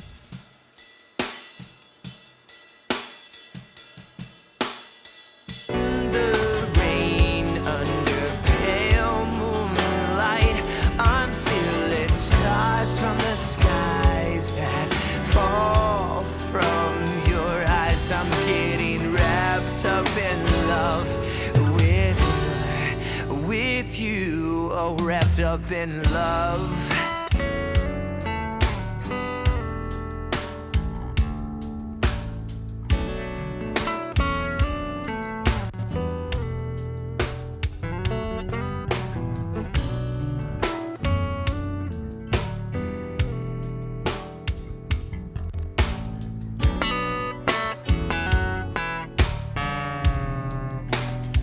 Pretty cool, right? I mean, there's a lot of vibe going on there. And I'm a huge channel strip person, as you guys may know by watching so I thought this was really cool to get that kind of tactile feel. And at the same time, having a really good emulation of the SSL 4000. Now, I haven't tried the Neve 88 yet. I'm going to try that next. I'm just trying to play around with this. Let me get to the chat here. Andy's saying, you want those stems? No problem, Andy. You'll get them in a couple of months, I promise. Joe's saying, according to the Control 1 on, yes, it will, let me read his question. According to the Control 1 description on the Sweetwater site, this can control UAD plugins. Have you tried that yet? Yes, it has not come out yet. That software upgrade is not ready yet. It will be any day now. And that was one of the reasons why I was so happy to kind of try this out, because I'm a huge UAD fan. The problem is, though, what I learned is it's not going to control the Universal Audio actual GUI. So it's all going to be mapped to this channel strip. So in other words, let's say we're using a Pultec EQ. It's not going to pull up the user interface for the Pultec plugin, and you're going to control it with this console 1. It's going to be mapped to this EQ right here in the center of the console 1. So technically it's going to work. You're still going to be controlling your Pultec with this EQ, but you're not going to be using the UAD GUI. And I don't know how much I'm going to like that, to be completely honest with you. That might be a little funky for me, but I haven't tried it yet. I'm going to be interested to try it. And also, again, as I said a few minutes ago, this will also control the actual faders for Studio One by using the volume pot on the actual hardware unit. But I don't have that installer yet. I'm waiting for them to send it to me, but that's coming soon as well. So it's a little more integrated with Studio One. So this hardware controller may be able to do everything you need to do in Studio One once you're done with editing as far as the console goes in your channel strip, and that's really cool. What other questions do we have here?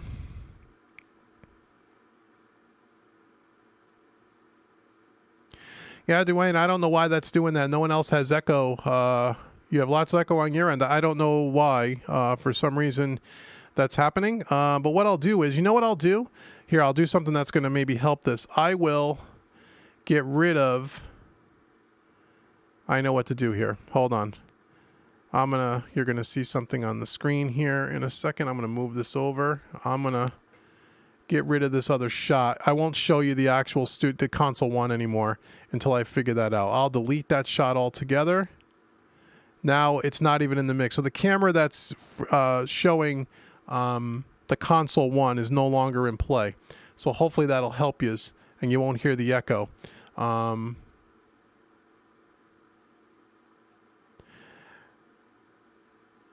Yeah, and so right now you shouldn't have any echo. So hopefully you don't. But anyway, I'm working all this stuff out, guys. I'll figure all this out. It's the first time I'm using multiple cameras, so I apologize. So anyway, that's console 1, and I'm still playing around with it. I kind of dig it. But like I said, I'm going to be getting... let me get over here and check out the chat. Using these two screens is a real pain in the rear. Okay. Let me get over to channel 2. Okay, so you should see me back on screen, hopefully. Yeah, the console 1 is cool. The thing that, again, I don't know how much I'm going to use it once I get the Studio Live 32, to be honest. This is cool that it controls the actual channel strip, if you're a big channel strip mixer, which I am. And I love that it has the SSL and the Neve, but I use the Universal Audio SSL and Neves. And even though it's going to be able to control their plugins, but it's not going to be able to control their GUIs. And again, I'm going to play with it. Someone gave this to me on a loan, so they're loaning it to me. So I might play with it more. I'll let you guys know. But I wanted to show that to you. Again, it's a great unit. If you don't have another surface control and you like this kind of concept and you want some of that tactile feel, especially if you use Studio One and you get the Studio One installer where it's actually going to control the faders, I think this is a really cool thing. And once you get used to it, you'll probably find you're spending a lot less time on your mouse and keyboard and more time on the physical hardware, which is pretty cool. And it does sound really good too. I mean, I think you guys heard the example. It actually sounds really good, right? Oh, you're good again, Dwayne, with sound? Okay, cool. No echo here in Scotland. That's great. You know, some of this could just be, you know, our internet connection and where you are in the world and your internet connection. And it may not be anything I'm doing here, but I'll continue to research it and try to get better. I promise. So that was pretty cool. That's the console. You know, that's console one. I thought you guys would really like that. The other thing I want to show you too is I want to show you this other plugin. I just shot a video for this today that'll go up on YouTube probably early next week. I got this other plugin which a lot of you may know about. Let me see if I can switch over to this other camera. I got to get you to camera. Let's try this shot, camera 3. Now you guys should see Studio One and me in the bottom right hand corner. Let me know if you guys can see that. See, I'm trying to get all fancy with you guys. 3, 4 camera angles. No wonder nothing works. So you should now see me, and you should see Studio One. And hopefully the audio is cool. Is it? Let's see. Randall's asking, I am crazy. Am I crazy, or is this FabFilter Pro Q an awesome EQ? Best EQ plugin that I by far. That's an awesome EQ, and I use it a lot. As a matter of fact, if you see Studio One on your screen, I'll pop it up for you. I'm using it here on my master bus. Look at that. Love this thing. It's an awesome EQ. Okay, you guys can see both. You can see me and the screen. All right, right on, man. That's cool. So I should be in the bottom right-hand corner of Studio One. Hopefully that's working out okay, and it looks okay, and it doesn't look really weird. Hopefully. And that'll go from there. Let's see what else we got going on. Who else? What else in the chat? Wow, a lot of questions. Hold on. Let me scroll back up here.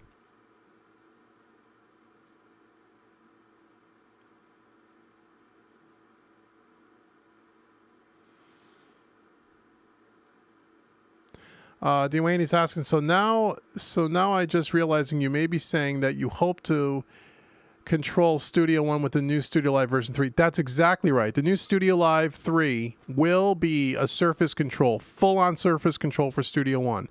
Not the day that it ships, but very soon thereafter. I've gotten confirmation from that, and Presonus has said that on their YouTube channel. So I'm not saying anything that's out of step here. I don't believe that's pretty well known. It's not ready yet. They're working on it, but that will happen. And when that happens, that Studio Live 32 is all your 32 faders. You're controlling with the fat channel. Now you can't control third-party plugins from that. At least I don't think so, and at least not yet. Maybe one day you'll be able to, but all the native plugins with Studio One and the faders and everything will all be done on that. That's what I'm hoping it'll do, and that's why I'm buying it. Audio is excellent. Good. Okay. Show us that plugin Christopher wants. Wow. Okay. So here we go. Let me show you. Okay. So here it is. I just shot this video today. I'll put it up probably next week. So this is a cool plugin called Mix Checker by Audified. I hope I'm saying that. Audified, not audio. There's no O. Audified. Mix Checker. So Mix Checker is a way to check your mixes, and it simulates different listening environments, which is really cool. So you put this as the very last insert on your master bus, which I've done. And we're going to play back some audio here. And let me walk you through the plugin if you haven't seen this. This is a $150 plugin normally. I've just seen it on sale for $99. You can demo it for 30 days, which is what I'm doing. Okay, so this is really cool. If you're looking to be able to check your mixes on different listening environments without having to leave the comfort of your own control room, this is the plugin for you. I've used this a few times. This is really cool. I think you're going to dig it. So anyway, in the top left-hand corner here, we have these 3 green buttons. Excuse me. We have what's called compensation, a 5-inch speaker, an 8-inch speaker, or a set of headphones. And the way I understand it is, depending on Like, for example, I'm wearing cans right now. So if I'm mixing in headphones, I would highlight this green button. Oops, I have it in bypass mode. I would highlight this green button so it compensates for all these listening environments down beneath low, which we'll talk about in a second. It'll compensate because I'm wearing headphones. If I have a 5-inch speaker in my studio, you'd click on the 5-inch speaker. If I have an 8-inch studio monitor, you click an 8-inch. If you had something in between, you'd pick either 5 or 8, okay? Then you have a mono button, which is really cool, to fold your mix down in mono so you can make sure that your mix sounds decent in mono, which is important. There's other ways to do that. You could do that right on the master fader of Studio One, but now you can do it all on this mix checker plugin. Next to that, we have this little setup, volume setup, and some updates, and a user manual, and you can go to the Audified website and purchase the product if you're demoing. And then you have a bypass turn on and off. Then down here in this white section below, we have all the different simulations, and this is what gets really, really cool. So while your mix is playing back, and we'll do this in a few seconds, you can cycle through these different simulations to see what it's going to sound like in different listening environments. So over here we have what's called the Classic Studio Monitor. They're not using the real names. This is supposed to emulate or simulate the Yamaha NS10s. And when we listen to it in a second, if you've ever heard a pair of NS10s, it sounds just like that. Then next to that, we have the little singular speaker that you might be familiar with, the Classic Cube speaker, which I believe is the R tones. Then we have a pair of on-ear headphones. So again, if you weren't mixing in headphones like we're doing for this live stream, and I was listening to my mine's like a 5.5-inch Focal monitor, and I wanted to hear what it would sound like in a pair of headphones, that's what I would do. Okay. Then we have a smartphone, what it would sound like on a smartphone, what it would sound like on a tablet, laptop speakers. Having your living room back in 1975. Remember that, Keith and Andy? You guys are as old as me, aren't you? You remember the big hi-fi stereo systems? The boombox, right? For guys that were in the 1980s. Computer desktop speakers. And then last but not least, earbuds. Okay, really cool. Now, underneath that, we have a volume adjuster that can be raised or lowered in increments of 1 dB for each one of these. And the reason for that is, you can see I've adjusted a lot of these, is because what happens is when you're listening to the mix on your studio monitors out in front of you at a certain volume level, and then you go click on, let's say, the NS10s. The NS10s have a very focused mid-range and a very thin bottom end. So what's going to happen is you're going to hear a volume drop, and you can compensate for that overall volume drop by increasing the volume for each one of these simulations. Make sense? So therefore, you don't have that volume raise or drop, which will then kind of, play tricks on your brain thinking if it's louder, it's better, blah, blah, blah. You want to level match it. This is the way you're going to level match this plugin. So let me shut up for a second. Let me just play back this chorus section we were just listening to. And let's cycle through some of these. So I'm going to take it off right now. So what you're going to hear is just what the mix is, what would be coming out of my studio monitors, but it's coming into my cans here. Okay, chat's looking good. Excellent. Okay, so here we go. Along with you in this game for. So I highlighted the headphone compensation button because I'm wearing headphones, and that's how I'm listening to this. Now again, I don't know how this is going to come across on YouTube, my friends. Just you stay with me. Or to tell me, babe, how do you feel? 'Cause I notice that you seem so real. Is it like to dance in? Okay, so those are our NS10 simulations. So you can see I raised it by 3 dB. So if I were to, it's defaulted 0. So if I had it set at 0, which is the default, this is what happens when we go from no simulation to NS10. Listen to the volume difference. The rain under pale moonlight. I'm still lit stars from the skies that fall. See how the volume kind of drops off a little bit? So I just raised it a few dB to kind of level match it. And again, now this particular simulation, if you ever listen to a pair of NS10s, you'll know they sound very similar to this. It's got a very honky mid-range push, real thin bottom end, and kind of a ice picky, kind of a not pleasant on the top end. And the old folklore is if you worked in a big commercial studio in the 70s and 80s, and, you know, a lot of guys still use them today, you know, Chris Lord Alge, guys like that, they're all using NS10s as a pair of their speakers. The old motto is if you can make your mix sound good and balanced on an NS10, it'll sound good anywhere, you know. And so what I'm listening for as I'm cycling through these different simulations are, can I hear all the instruments? Obviously, in something like the NS10, I'm not going to have that nice thick kick drum and that nice low round bass, but I should still be able to hear the kick of the click, and I should still be able to hear the fingers on the bass. You should be able to hear all the instruments, even though it's going to sound a little bit honky, right? So I'll cycle through some of these. So here's the NS10. From your eyes, I'm getting wrapped up in love with you, oh, wrapped up in love.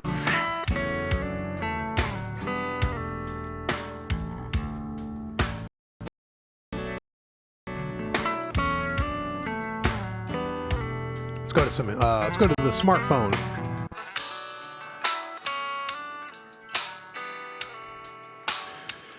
So hopefully you can hear, even though it sounds really thin, it's a smartphone simulation. You can hear all the instruments. I hear the kick snap. I can hear the bass guitar.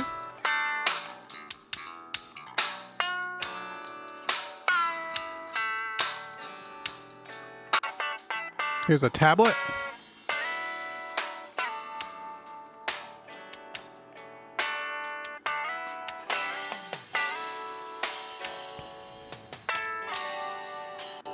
Laptop. With you in this game for two. Tell me, babe, how do you feel? 'Cause I noticed that you seem so real. And tell me, what is it like to dance in the rain under pale skies that fall from your eyes? I'm getting wrapped up in love with you, oh, wrapped up in love.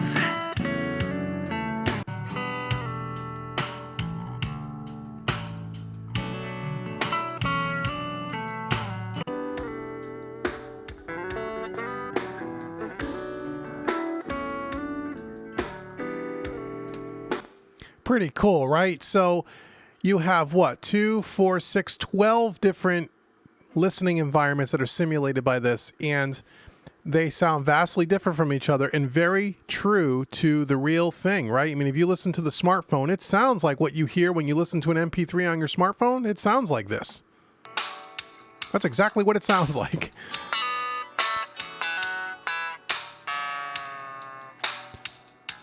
So it's so cool that you can now, without having to take the music out of your control room, run to the car, run to your computer, run to your laptop, put it on your iPod or your iPhone, listen through some earbuds.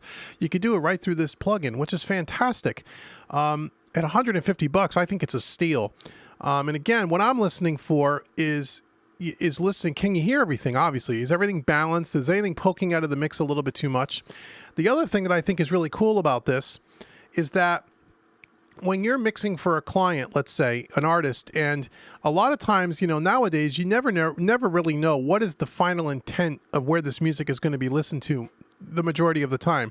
And what I mean by that is with the internet today, a lot of times artists are just putting their music on their website or putting it on iTunes. They're not even putting them on CDs and selling them anymore. So a lot of times they're not being listened to in the car necessarily.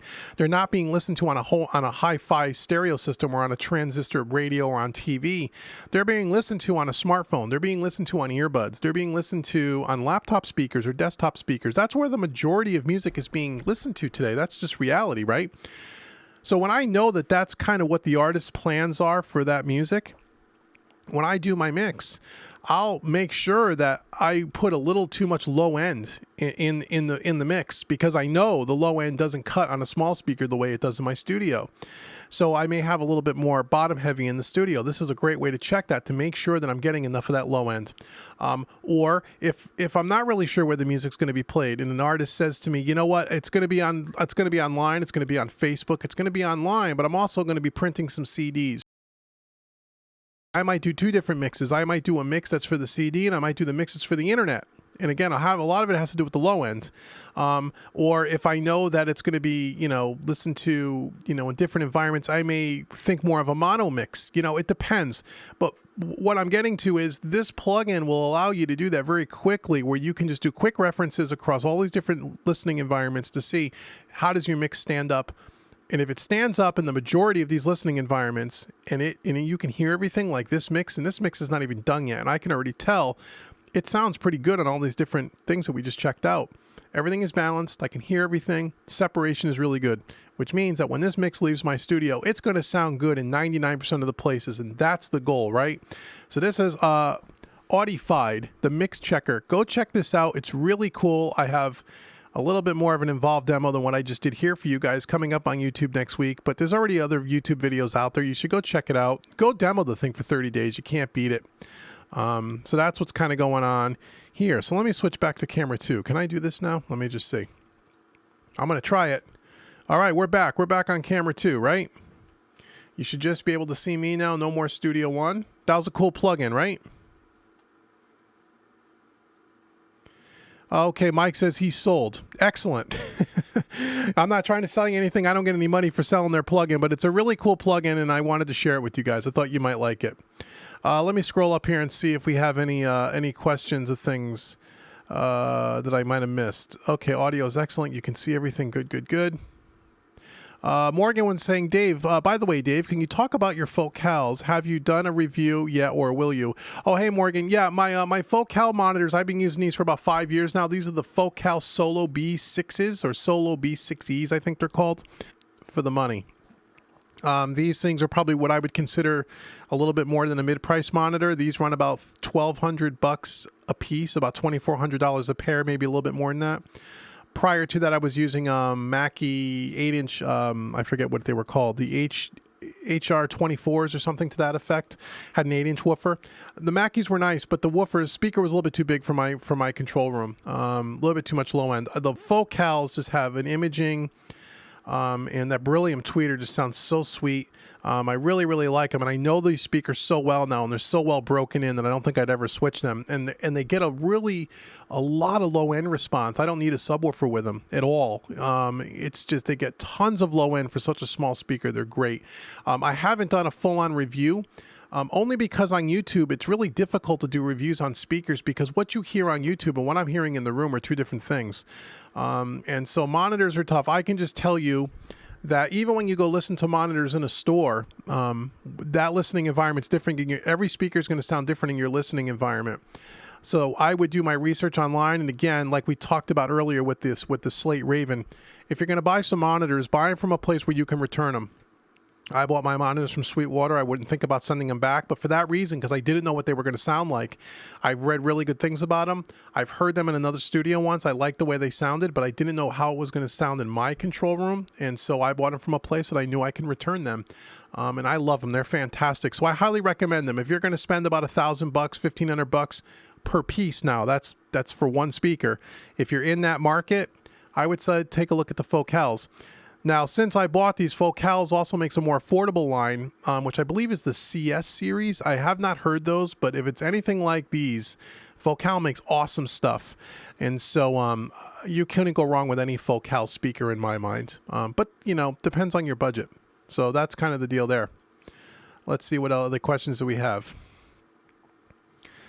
Randall says, oh yeah, dang, no excuse to get up and stretch your legs and go for a drive. Yeah, put the CD in your car and go for a ride. No, believe me, there's nothing wrong with that. This is a mix checker plugin, just another tool, man. But yeah, demo it. I think once you demo it, you may get lazy. You may not want to leave your studio.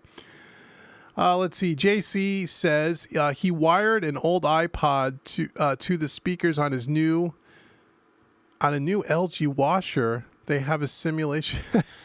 I thought you were serious for something. Like, you did what? That's so cool. That's funny.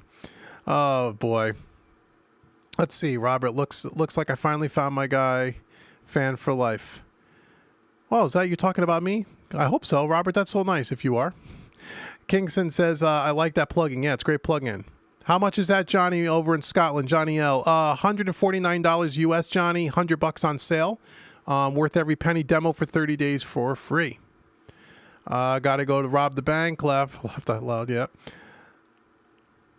Yeah, Mike says it's a pain having to run around and check the mix. Absolutely. You know, and here's another thing too, even before the mix checker. I haven't left my studio to check the mix in the car or on my iPod in probably 2 years, because as we were talking about monitors and rooms and stuff a second ago, I know my room so well. I know these monitors so well. I do lots of referencing with reference tracks, which I'll show you maybe another plugin in a second.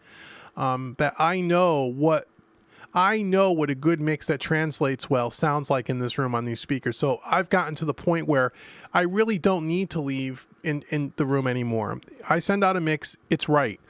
And so, you know, but if you know your room and you know your speakers really well, that's the key. This is not going to fix that. You really got to learn your speakers and learn your room. But yeah, I think it's a cool plugin. I think it's cool. Let's see what else we got here.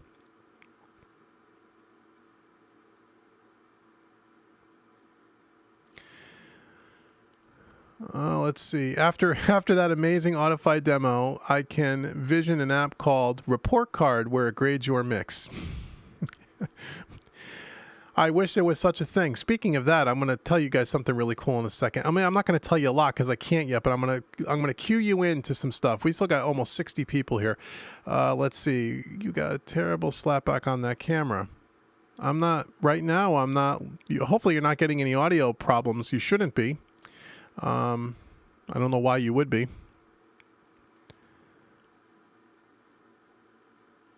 Let's see. Mackie HR624 is what you use, and it sounds brilliant. Do I calibrate my room often? And if so, what techniques do you use? Do I calibrate my room? I calibrated my speakers when I first got them. I haven't calibrated them since. My room really hasn't changed, so I didn't really feel a need to. I know some people do that, but I haven't really needed to do that. So that's kind of that.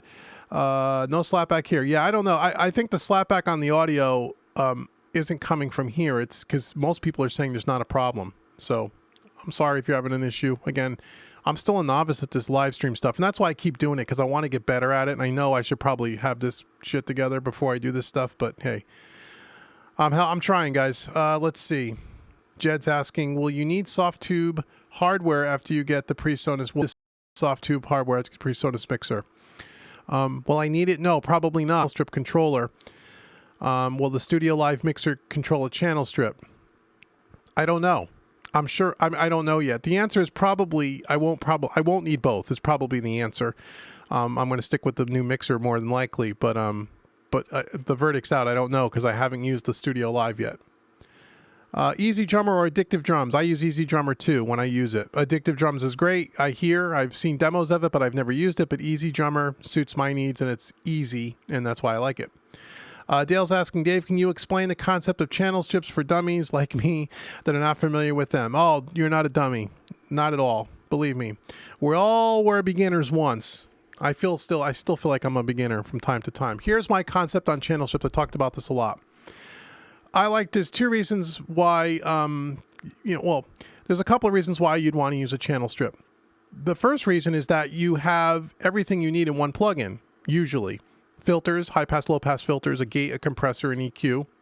And then if you're looking at an analog style channel strip like a Neve or an SSL, you'll have the input stage where you drive the input transformers. You'll have the output stage where you drive the output transformers, and you have everything vibiness plugin. So that's one reason. But that's not really why I use it. That's one reason to use one. The reason why I use channel strips is because, and I talk a lot about this in my Made Easy stuff and the Quick Mix stuff when I use channel strips, which is a lot. I like to set up my DAW in my digital audio workstation like an analog studio, and I've talked about this a lot. So what does that mean? That means I think about the way my session is set up. If I was in an analog studio with a big SSL console, for example, and I was recording a band in the live room, what would my signal flow be? It would be typically musicians on the live floor, all the Slate Digital VTM 16-track plugin, right? From there, it's coming out of the tape machine, it's going into a console like the SSL. And from there, from the SSL, it's going through all the different channels, right? It's going through their gates, going through their compressors, going through their EQs, and then it's going through the mix bus. And then out of the mix bus, it's going to another tape machine, the 2-track, the master tape machine that I would use the Slate Digital VTM for.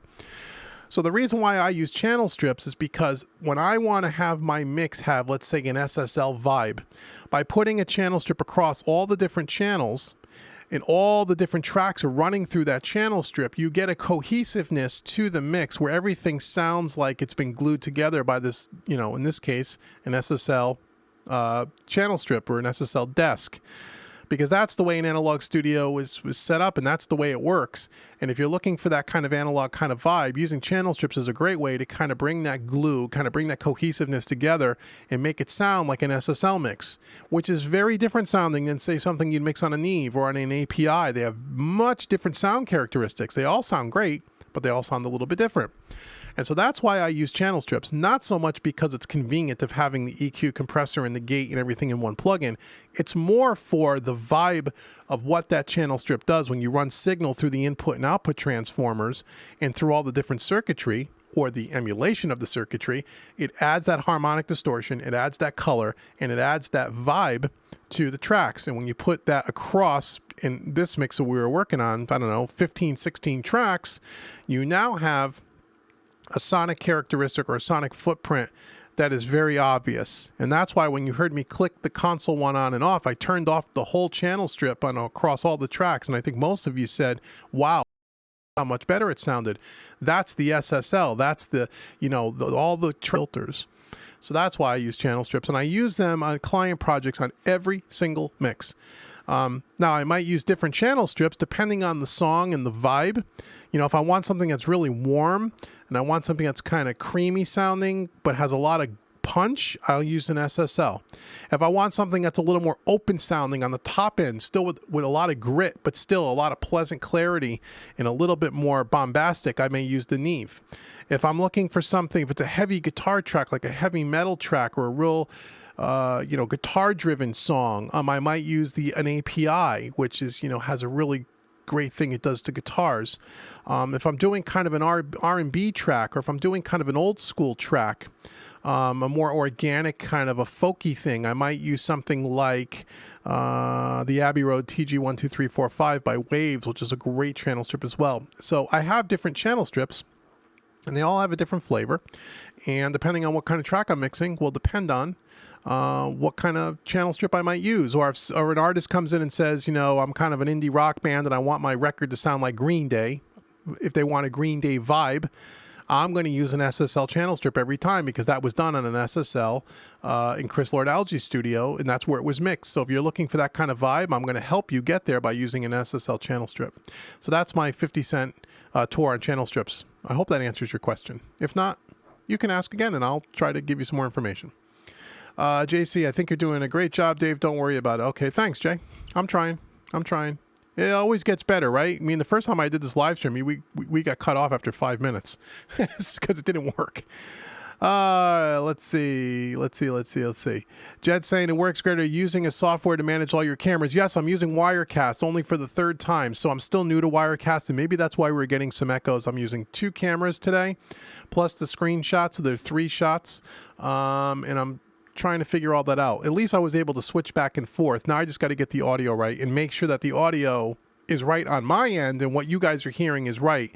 Some of you guys getting this echo problem may have nothing to do with what I'm doing here. I don't know. I got to still research that, but I'm working on it.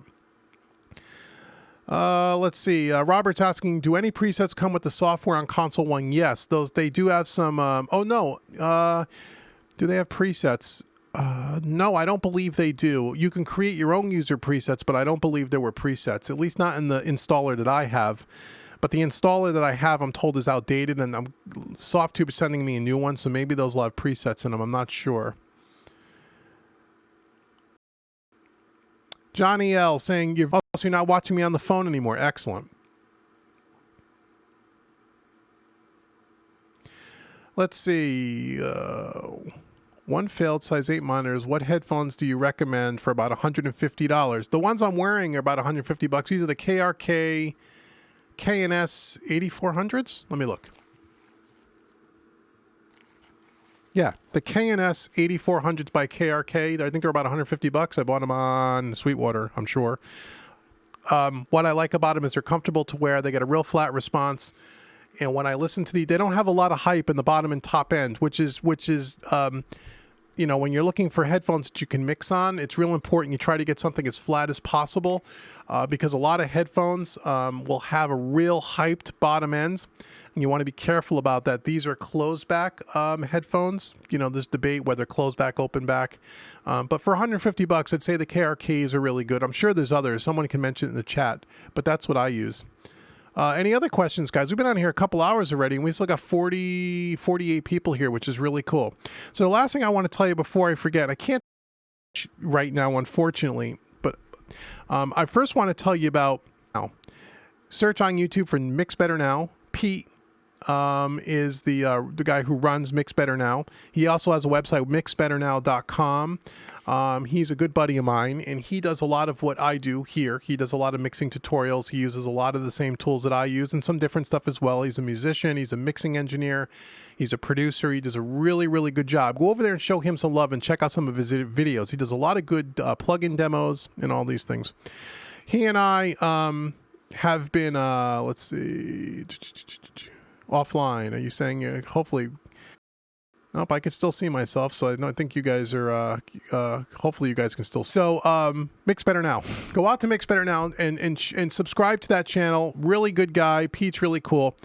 He and I are good buddies, and we're going to be working on something very, very soon. We'll be announcing something soon.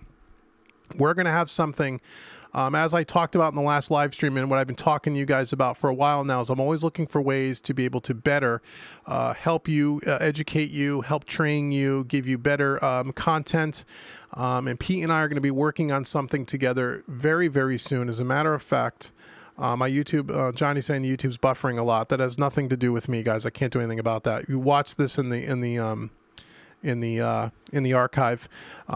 Yes, Randall says Mix Critique Mondays. Yes, that is Pete. That is Mix Better Now. Him and I are going to be working on something together that's really going to be cool. That is really going to help you guys in a big way. That's going to be super interactive with you guys. And that's about all I can say. I can tell you that we are moving forward with something that I think you guys are really going to like. And over the next 3 or 4 weeks, we're going to be announcing some things. And you guys are really going to be excited about it. And it's going to be a real great way for him and I to work together to kind of bring the Home Recording Made Easy and the Mix Better Now Easy followings together, and how we can do something to benefit everyone, to give you guys better quality training, more interactive content, in a way to really help you guys get better at your mixing, your recording, and your mastering chops. And that's really going to be cool. So that's about all I can say about it, because it's, you know, we haven't officially launched anything yet, but we are working on something. It is going to be very, very cool, and stay tuned for that. And again, sign up on my VIP email list if you haven't done so already, because the announcement will probably come there first before it hits any of the other social media pages.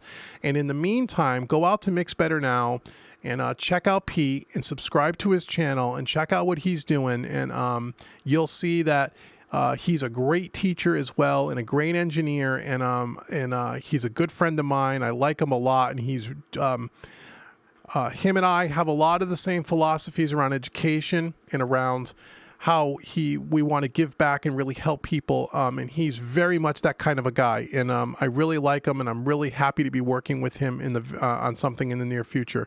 So stay tuned for that, because that is going to be very, very cool. I promise you guys are going to really like this a lot.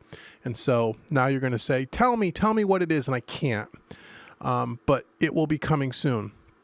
I promise. We're going to be moving forward. And I'm glad you guys are all on the train with me, man. This is great. So we've been on here almost 2 hours. Is there any other question that you guys have for me? Speak now or forever hold your peace, as they say. I hope this live stream went okay as far as the quality, and you didn't have too many problems. I know we had some echoing issues, and again, I'm gonna get that stuff resolved. And hopefully by the next live stream, we will have a Studio Live 32 here that we can all kind of look at together. And I'll make sure that whatever echoing problem we're having with the camera, we get resolved. But is there any other questions that you guys have?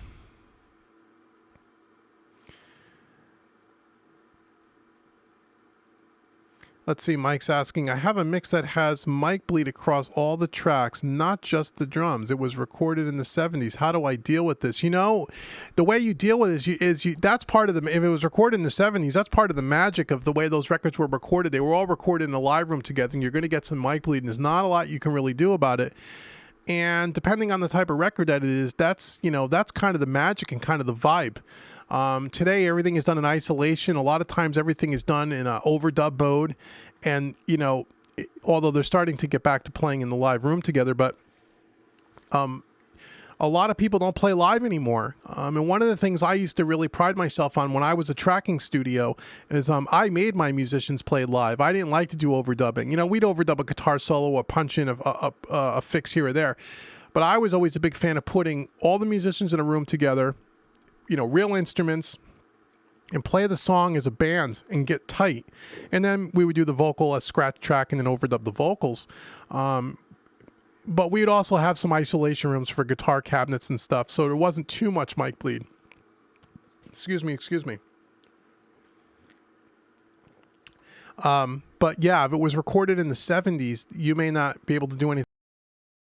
Your advantage and make that part of the vibe of the record. That's what I would tell you to do. Unless it's so bad that you just can't control stuff, and then I don't know what you really can do. It all depends. I'd have to hear it.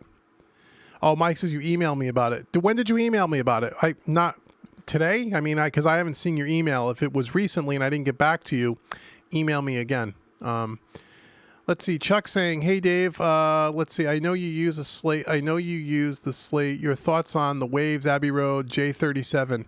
The tape machine, and do you apply it to every track typically? I've only used the J37. That's the tape machine, right? I used it once. I don't own it, only because I have 3 other tape machine plugins. I didn't need it. But yes, like with the VTM, I put it across all the tracks. The first insert in my insert chain would be my tape machine. So yes. But what I remember of it, it was a good sounding tape machine. The only reason why I don't have it is because I have the Slate. I have 2 different Universal Audio tape machines, and I have the Waves Kramer master tape, so I really don't need it. But I'm sure it's a great tape machine.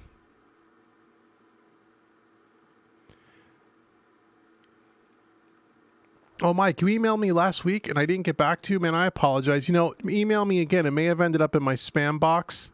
Oh, I did respond, and you told me to ask here. Oh, okay. Geez, now I don't remember the email. I get so many emails in the course of a day, man. So if you guys email me and I don't get back to you within a day or two, or please email me again. I do respond to every single email, but I get so many now. I get inundated with these emails that sometimes they end up in different spam boxes and stuff. So I asked you tonight. So you had God, Mike, I don't remember the email offhand now, but if you're talking about, that's okay though. Let's deal with it. So you have mic bleed across all the tracks, not just with the drums. It was recorded with drums. I think if I remember, if this was the email, when I did my mixing drums made easy course, I dealt with a live recording. It was a live recording in a bar. So you had mic bleed everywhere. But we were really kind of just fixed on drums, on how you can deal with that in drum recording, and then how I can also replace drums with things like Slate Trigger to reduce some of that, and how to use some different EQ techniques if you didn't want to do drum replacement, but you wanted to try to cut off some of that bleed. That's what I think I was referring to. And again, that's how I would deal with it. I'd have to hear the actual track. But for example, if you have a guitar amplifier on stage with a microphone in front of it, and you're getting a bunch of lead vocal in that mic, or background vocal in that mic, or keyboard in that mic over the guitar track, what can you do? There's not a lot you can do about it. I mean, you can use EQ depending on what frequencies are in the way. So for example, if it was, say, an electric guitar, but you had a lot of bass guitar in that microphone, you can always do a higher low cut filter or a high pass filter to kind of get rid of some of that bass. It may thin up the guitar a little bit, but it's a balancing act. And in the Mixing Drums Made Easy, I talk a lot about the pros and cons, and the give and take, and the kind of not so much other instruments. But if that was the email, that's how I would suggest it.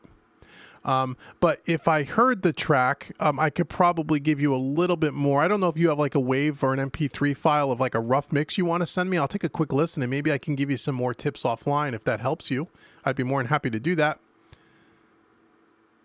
Robert's saying, what was that EQ again? I'm not sure what you mean. What was that EQ? Any other questions, guys? Any other things going on? We still have over 37, 38 people here, which is really cool. Again, thanks so much for hanging, and staying tuned and checking things out, and, listen to me babble. Any other questions you guys have? And then we'll get soon to wrap this up in the next 4 or 5 minutes, unless you guys have a bunch more questions, because it's been 2 hours now, and I have a long day tomorrow. So I'm not going to spend too much more time on here. And again, this will be in the archive for YouTube. It'll be on the playlist called live stream, so you can always go check it out then if you want. And there'll be more stuff to come soon.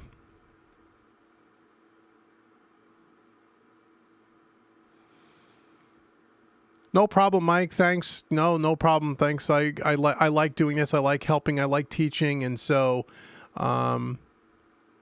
it's my pleasure. It really is.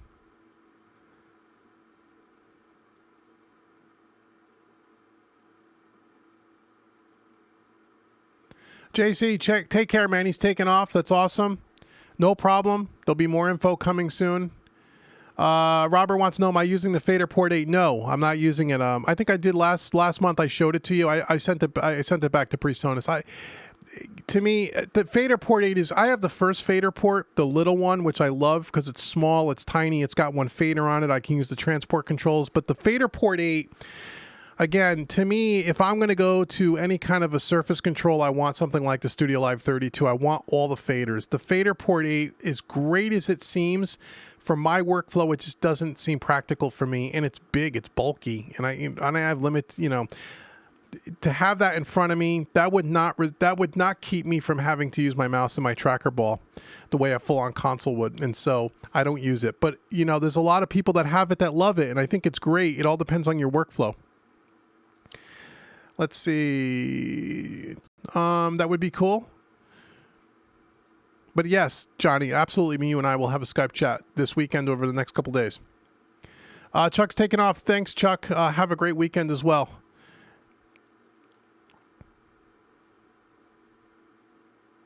Randall Robert, FabFilter Pro Q2. Yes.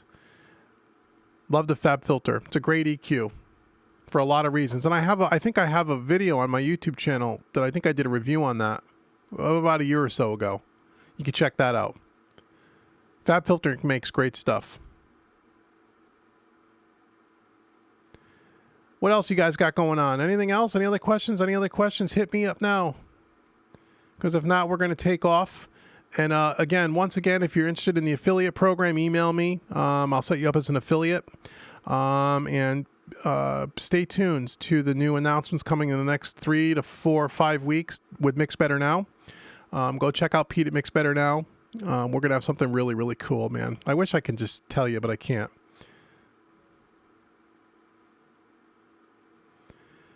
But it's going to be cool, man. We're really gonna try to, in 2017, just do stuff that nobody else is doing to really help you guys with the training. And I really think you guys are going to like it. And I got other ideas too. And there's a lot more made easy products and quick mix products. A lot of training, a lot of things going on. So yeah, definitely stay tuned, man.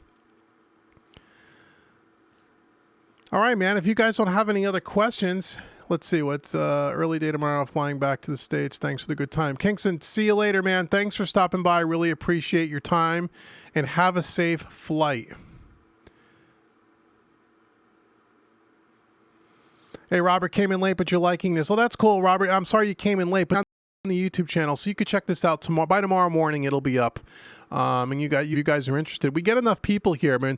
And people are starting to drop off now, but we had 50 people here at one point. So if you guys still like doing this, I'm going to still do this every month. Joe saying, I've seen several videos on the Slate Virtual Recording Studio. Sound on Sound review is quite good. Have you seen it? What are my thoughts? I have seen the demo by Slate. What are my thoughts? I'm sure it's a great product. It's another audio interface. It's an 8-channel interface with real high quality components, supposedly. I'm sure if it's a Slate product, it's probably of high shelf stuff. And when you pair it with their virtual microphone collection, it seems like a really cool thing. Not something that I would use for my studio, only because it's not part of what I need for my workflow, because I primarily do mixing, mastering, and education these days. I'm not doing a lot of tracking here. And the tracking I am doing is one track at a time, and I use the Universal Audio Apollo. But it looks like a great piece of gear. The virtual mic package, which you can buy as a separate thing, but which will work really well with this interface because it has all the DSP inside of the box, so you record through the plugins, just like the Apollo, just like the Studio 192. I think that microphone thing seems really promising. If you're someone that wants to have a bunch of vintage microphone simulations, that Slate product looks really cool. It's it's the only one on the market that, from what I've seen so far, is really, really cool. Excuse me, but I have never used it. But it seems like it's a really cool piece. So if you're in the market for something like that, I would definitely give it a hard look for sure. Oh yeah, Mike and Rob. Yeah, I'll keep doing the live streams, guys. If you guys like them, I'll do them. And pretty soon, like I said, I'm going to have the studio live here. We're going to be able to go through that, and I'll get the camera thing worked out. By that point, there'll be other things that we're going to talk about that I kind of alluded to tonight that we're going to be able to talk about. And there's going to be a lot more things in the live stream going forward. As I'm getting better at the live stream, Pete and I are going to do some live streams together for Mix Better Now. So I'm going to have some guests that'll come in. Me and him are going to work a lot together. And that's going to be really cool. And as I get better at working out some of the technology things, it'll be a better experience for you, I promise. And some of this stuff, you just have to try it, like I'm trying it tonight. And then I get feedback from you guys where you say, hey, we're getting some audio problems, or we're getting a video problem, or something the resolution isn't right. The more I do this and the more you guys kind of help me through some of the growing pains, the better I can get at it. And all that's going to mean is that I can bring you better content in a more effective way to help you. And there's going to be a whole, this whole live stream thing that I'm doing on YouTube is really an experiment, if you will, for what plans I have in the future on live streaming in general, because I think the education market really, the future, well, really now, not so much the future, but more in the future is going to be more towards these live stream events. So there's going to be things down the road with Home Recording Made Easy where we're going to do live seminars, or I'm going to do, or maybe me and a couple other presenters will do things like maybe a course, on compression, one live stream, or a course on EQ or something. And it may not all be done on YouTube. It may be done on a third-party site where you guys will come to another website and you'll be able to see, a whole, presentation on a certain aspect of mixing or recording or whatever. But in order to do that, you got to kind of work out the kinks first. And that's what a lot of these live streams that I'm doing is really working out the bugs and understanding the technology and where we need to go to be able to deliver that to you. Because I have, I have visions of, not only having just made easy products, but maybe having stuff more live in real time that's more interactive. So, for example, there could be one in the near future. There could be, a live stream that's not on YouTube. That's maybe part of Home Recording Made Easy, or maybe some other site, where I'm doing, a course, a 2-hour course on just compression, for example, to kind of supplement the Compression Made Easy course. But what's beautiful of it is it'll be done in real time and live. So you guys can come in the chat like we're doing right now. You can ask questions. I can do a presentation, So a lot of these kinds of things is where Home Recording Made Easy is kind of going. And so the only way to kind of get from where I am now to where we want to go is some of these growing pains and some of these experiments. And that's what this live stream on YouTube really is really understanding how the live stream works. How is it effective? How can it be a good experience for you guys? So when you guys log on and you guys are watching something live, that it's the best experience I can make it for you. And that's what I'm trying to do. And because either very low or in a lot of cases at no cost to you. As soon as you bring in people, I can have a whole professional live stream set up. I have people I can hire to bring them in and do all this stuff, but then I got to charge people money for it because I can't foot the bill for all of that. So I'm trying to do this myself. And unfortunately, you guys are kind of the ones that are going to help go through the growing pains. But if I do it myself and I can try to set most of this up, then I don't have to charge people for it necessarily. Or if I get to the point where I need to, it's very low cost because I'm doing most of the work. Does this make sense? So that, again, that's my philosophies. do the training for free or nearly for free as much as I possibly can. And the only way I could do that is by doing a lot of this work myself and having you guys be kind of the guinea pigs and working me through some technology issues. So thanks, Alex, for the kind words. I really appreciate it. Joe said he had a lot of buffering issues tonight for some reason. That could be a YouTube thing. And I know for a fact, because I watch a lot of live streams too. I'm learning as you guys are. And a lot of times I have that issue too. A lot of it could be your internet connection. It could be YouTube. I can tell you that, I have the highest, speed cable connection, internet that you can possibly have, where it's not on my end. A lot of it is YouTube and some of the limitations of YouTube. And so that's why I think, Joe, once we get into some more sophisticated teaching and live streaming and things that I was just talking about, it probably will not be on YouTube. It'll be on another site that has the bandwidth and has the capability of being able to do this thing in real time, so you're not having these buffering issues and stuff like that. And then we'll record those live streams and maybe at one point make them available on YouTube or something like that, or maybe just make them available for my VIP members on my email list. I don't know. I haven't worked out all those details, but a lot of this stuff is the limitations of YouTube. And then also when you have a lot of buffering and stuff, I'm doing everything in 1080p resolution to give you guys really good resolution. Sometimes that can be an issue as well. So, but we're working through it. Oh, hey, Andy, you said you and Keith got moved into the new studio building, and you've been putting up a tree. Oh, good, acoustic tree. Very good. See, do you guys have a studio together now? Well, what are you and Keith kind of doing something together? That'd be really cool. And, I'd love to come. You're in what, Mississippi? Man, if I'm ever down that way, I'd love to come out and check out your studio. That would be really cool. Oh yeah, Alex, thanks for the kind words again. Awesome video, awesome teacher. You really enjoy the products. Keep the streams coming. Right on, man. The other thing with YouTube too is there's always like a long delay. 10 seconds. It could be up to a minute sometimes, which is really kind of a drag. Any other questions we're here about? Let's see. No, Keith came down to see me from DC. Oh, okay, cool. Well, that's cool. Well, I'm glad you guys are hanging out together, man.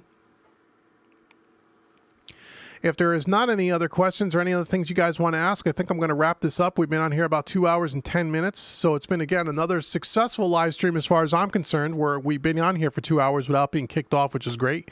Again, I want to thank everybody for stopping by, for joining, for hanging in, for dealing with some of the technological issues, and also checking out Studio Console 1 and SoftTube, and hopefully again, next time we'll see the Studio Live 32 here.